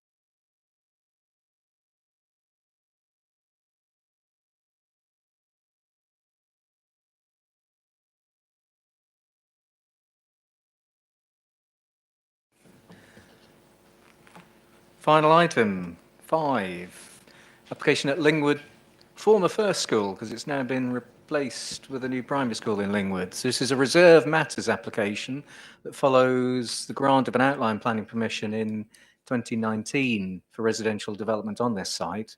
So it's reserve matters with full details of appearance, landscaping, layout, scale of development for 22 residential units, together with highway works. In relation to that 2019-0278 outline planning permission. So Lingwood and Birmingham, it is a service village identified in the joint course strategy. The allocations for development have actually been carried out on School Road, as you see to the right of that slide. The site we're looking at is a brownfield site, formerly used or previously used land within the settlement limit. So principle of residential development is therefore acceptable as evidenced by the grant of outline planning permission. That's the site. It's on the east side of Chapel Road. Chapel Road runs north-south through Lingwood. You've got the railway line. There's a railway station serving Lingwood. You've got shops located at this point here, post office, community facilities, etc. So to say, the site borders Chapel Road on its western boundary, totally bound by residential properties on its northern, eastern and western sides. Point of vehicular access will come in off Chapel Road, and there is a pedestrian link with Homely Crescent to the east of the application site. And they were that was a parameter that was picked up in the outline planning permission. So that's the site. Somewhat difficult site to develop in that it's long and thin, and therefore there's limited opportunity for getting a form of development that would enable you to create a layout that responds to the immediate locality, but one which, through the scheme that has been negotiated, we feel is acceptable, perfectly acceptable for this location. There was a kink in the road that was required by the Highway Authority. What they didn't want was just a long stretch of road where traffic speeds could be encouraged. Hence the slight kink in the road here, which enabled the development to respond, one, to the open space, but also to inform the types of dwellings located within the development. As I say, it's 22 dwellings. You have a mixture of bungalows. These properties that are light brown, if you can see them, which I'm just pointing out, there's 1, 2, 3, 4, 5 bungalows. You have these darker grey ones are chalets, which have effectively 2-story dormers to the front that work on a vertical emphasis, and you'll see slides of those shortly, with high-level roof lights to the rear in terms of relationship with neighbouring properties. You do have bungalows and some chalets along the northern boundary of the site on Briar Close. You have some bungalows at this end on Homely Crescent. Highway is 2-story semi-detached properties. You then have a mix of bungalows and chalets on this southern edge here. The tallest properties are this pair here, which are a pair of houses which stand at 9.2 to the ridge. But the back-to-back distance is certainly in excess of our design guide distances of 24 metres. In fact, it's about 29 metres in terms of a back-to-back distance. So you've got really 4 forms of dwelling types. You've got bungalows, you've got chalets, you've got 2-story dwellings, either detached, semi-detached or terraced.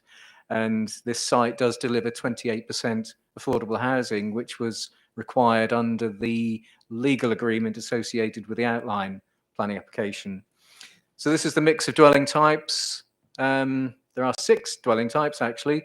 You've got the bungalow, you've got 5 bungalows on site. These are the chalets I refer to, which have accommodation in the roof space. Interesting design that have these sort of box dormers and 2-story element in terms of palette of materials that runs vertically through the properties. And then the rest are traditional houses in terms of windows within the vertical elevation at first floor. Some CGI images looking into the site from the entrance and further into the proposed development from the open space. There are trees to be removed, certainly from an arboricultural management perspective, but also to actually facilitate the development and to enable it to deliver and make effective and efficient use of this piece of land. There's a copse of planting here to be removed, but retaining the more significant trees to the rear boundary, and also some to be removed within the area of open space. Other trees to be removed are those identified with this black circle, which are, if I just zoom in, so it's some individual trees that you can just see on there, but still retaining a good spread of existing planting within the development, but also, as I say, from a good arboricultural practice point of view, they do need thinning because the trees on this site haven't been managed for some period of time, particularly with the school closing in, I think, early 2014. This slide actually does identify back-to-back distances. They're probably too small for you to read individually on there, but all dwellings in terms of the relationship of proposed dwellings to the backs of existing dwellings exceed our back-to-back distances of 24 metres, and some extend up to 30 metres distance of separation.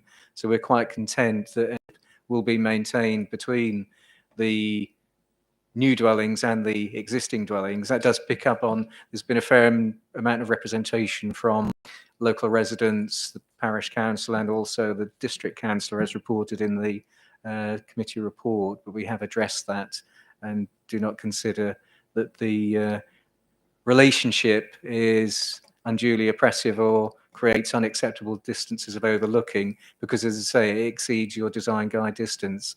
And that's evidence, particularly here. Briar Close is the property on the right-hand side here, number 12. This is the proposed dwelling, ridge height of 9.2 metres, but it has a back-to-back distance of approximately 29.4 metres. So it is in excess of our guidance. And the same with the adjoining property at number 14. Again, that's 27 metres. So we feel it does create an acceptable relationship.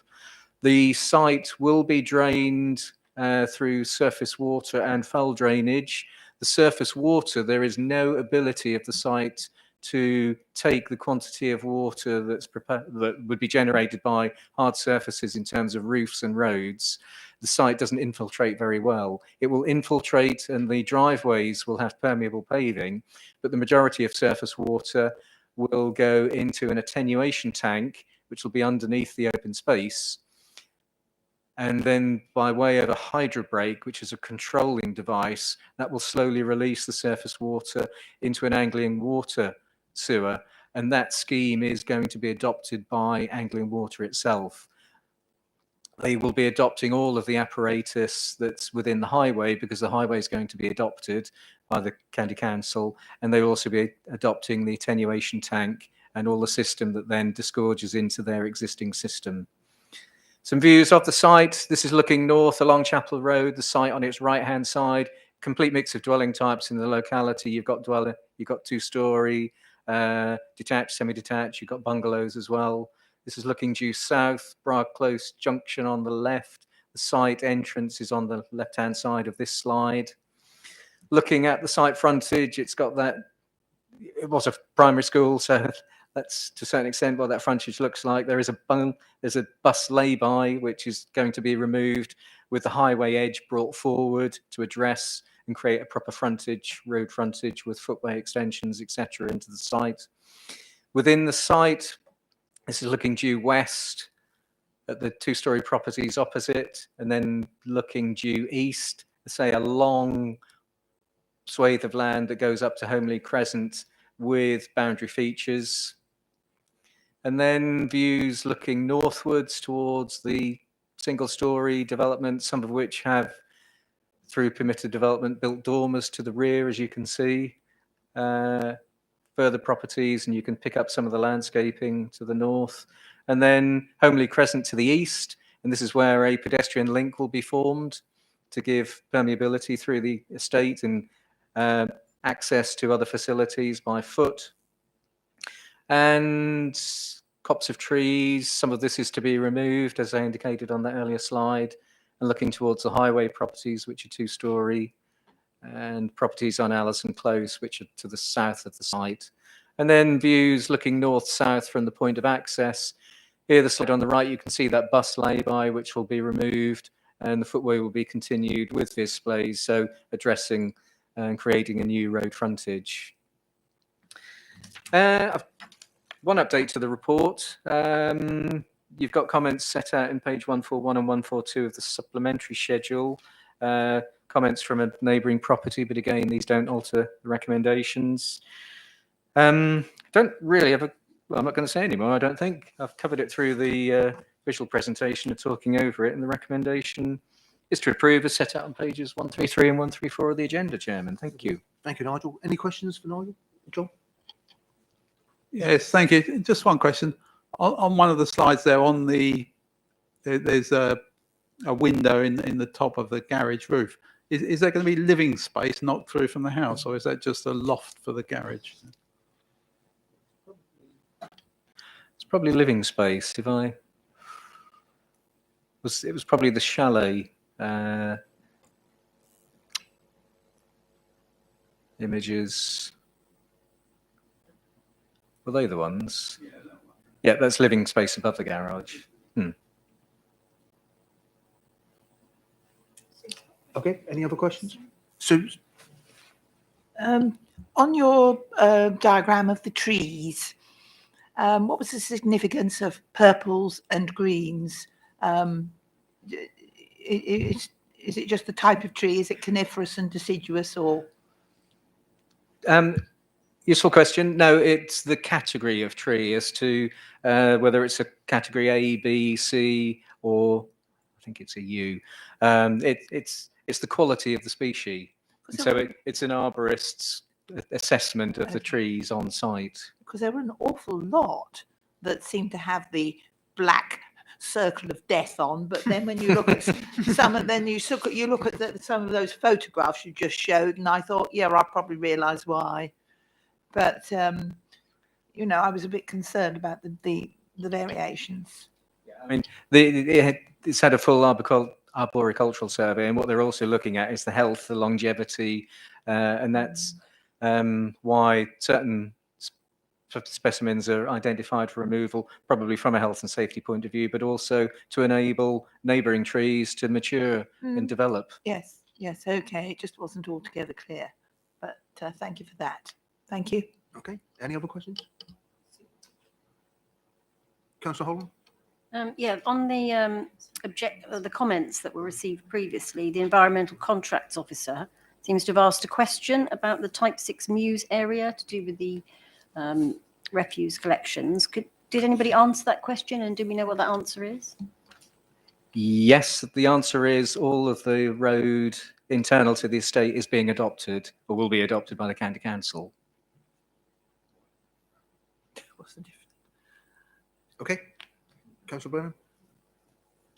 Yeah, thank you, Chairman. Yeah, I'm just intrigued by that very thin strip of trees at the top right-hand corner. Is that going to be in some sort of form blocked up or stopped up? Because I foresee that becoming a dumping ground if that remains as is. It's an unusual piece of land that was part of the school formerly, and it's going to be within the curtilage of this end bungalow. You've got speakers here today, they can probably comment on that or add further to it, but I would imagine it's an area of land that's going to be part of the garden of this end bungalow and probably landscaped. Sorry, so it's not going to have public access? No. Okay, that's fine. Thank you. Okay, there's no other questions. Gentlemen, if you can just introduce yourselves, and you have your 5 minutes. Hello, my name is Ian Hill from Bidwells. Alongside me is Byron Mann from Ingleton Wood, the project architect. Thank you for the opportunity to speak. I think your officer has provided a very detailed report, and also the presentation today has been very thorough. So I think on that basis, I won't try and repeat the points that have been made. I think, though, as has been covered, we're dealing with a site which has got outline planning permission. That consent established a number of parameters that have guided this reserve matters application.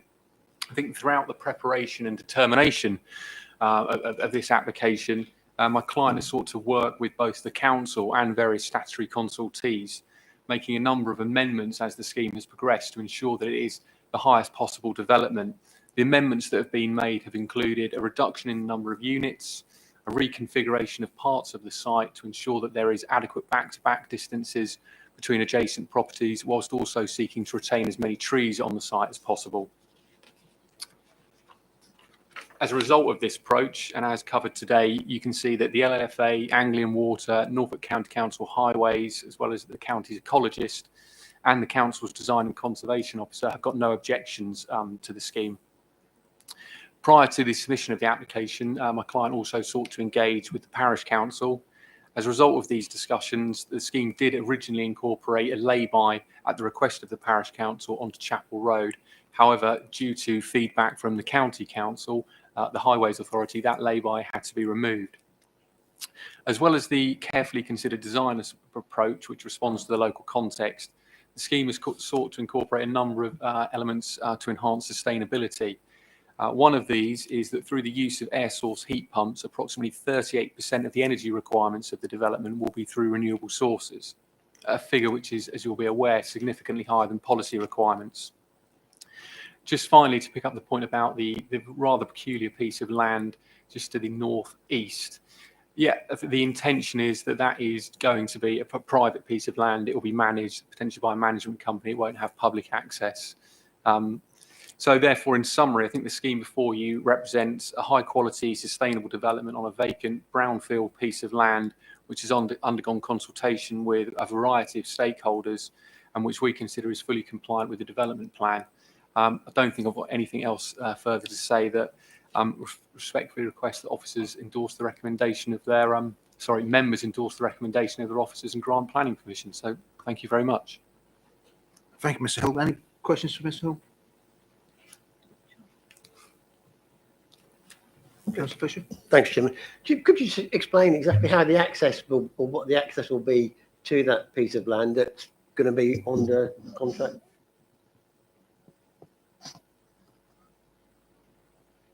The area to the north east, yeah, I think it will have to be just an element that's gated off. Well, it's not intended to be publicly available, but it will have a gate that someone can access and manage. I don't think the intention is just to leave it to be unmanaged throughout, but it's something, we'll be honest with you, that throughout the duration of the application, something we've had to think of what we're going to do with. Give it to the bungalow.